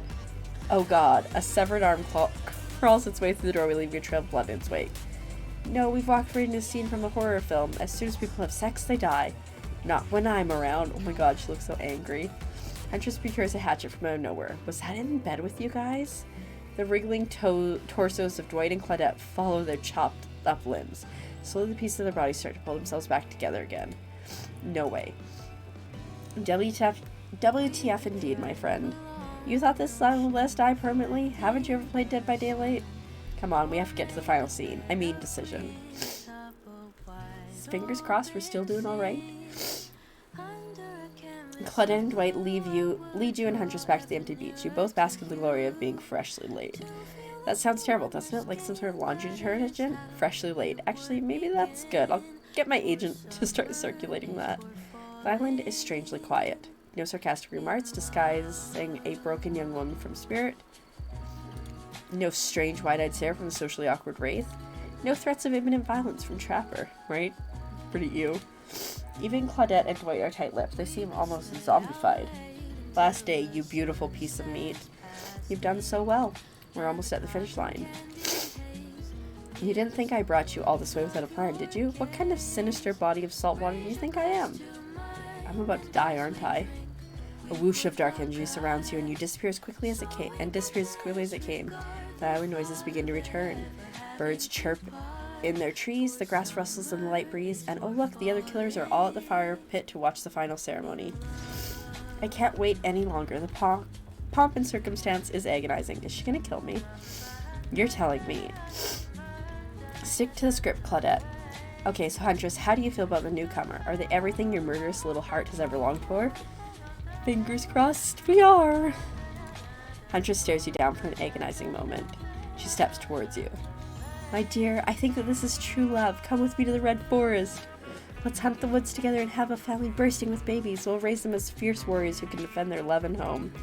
In just a matter of days, you've gone from being completely alone to being the start of a clan of warriors. I did not see that coming.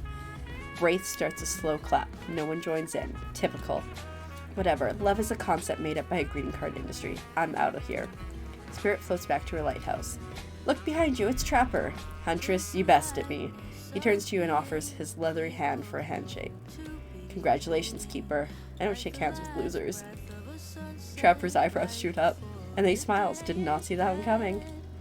You're alright, kid. I mean, I hate you completely. I want to kill you mercilessly, but you're alright. But wait, you haven't said anything to Huntress. I think we gotta do it. No, I love you too. Yes, let's move to the Red Forest immediately. Is 12 kids too many? Maybe in this economy, but who cares? Wait, I did say, we definitely got true love. We definitely need to give some subs. We gotta pause, because we got true love.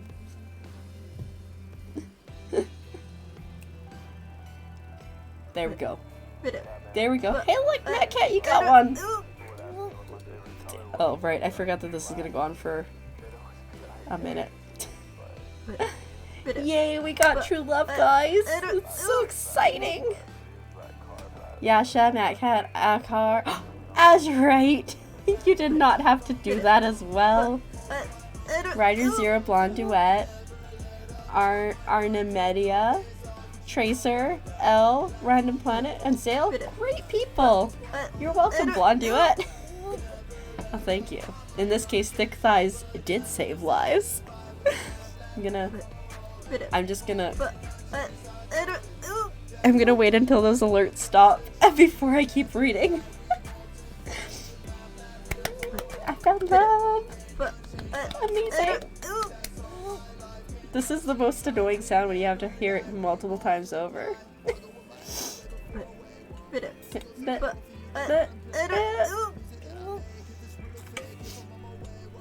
Maybe we get it one in. Your heart is overflowing with joy as you and Huntress embrace. Is this what you've been missing your whole life? A woman with shoulders the size of mountains who won't take off her bunny mask even during intimate times? Yes, yes, 1,000 times yes. Look at the hearts in her eyes. You stare into the sunset and picture your life together. Happiness is real. It's gonna go terribly wrong now, I bet. Oh. Oh. Azurite, there you go. There you go, Azurite. That one's for you.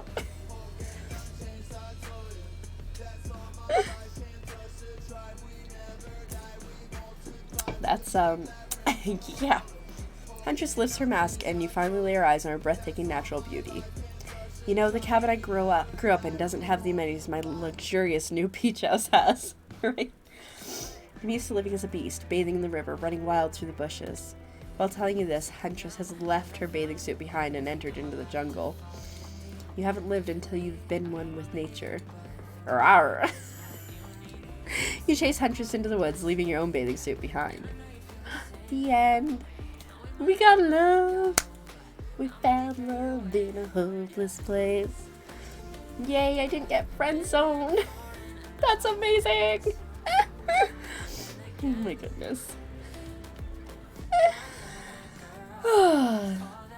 That was like totally unexpected. Thank you. Thank you. There's hope.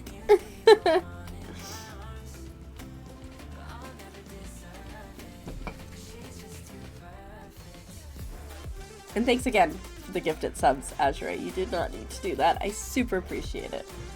Okay, the question is, do we raid out? Let's see, do I have anybody? Imagine you find true love, you get married, you're at the wedding, you say your I do's, and the priest goes, or the officiant goes, I now pronounce you man and wife, and then that song play, or that ditty plays. That'd be hilarious. Oh, you know what? I know who we're gonna raid. First of all, let me function as a human.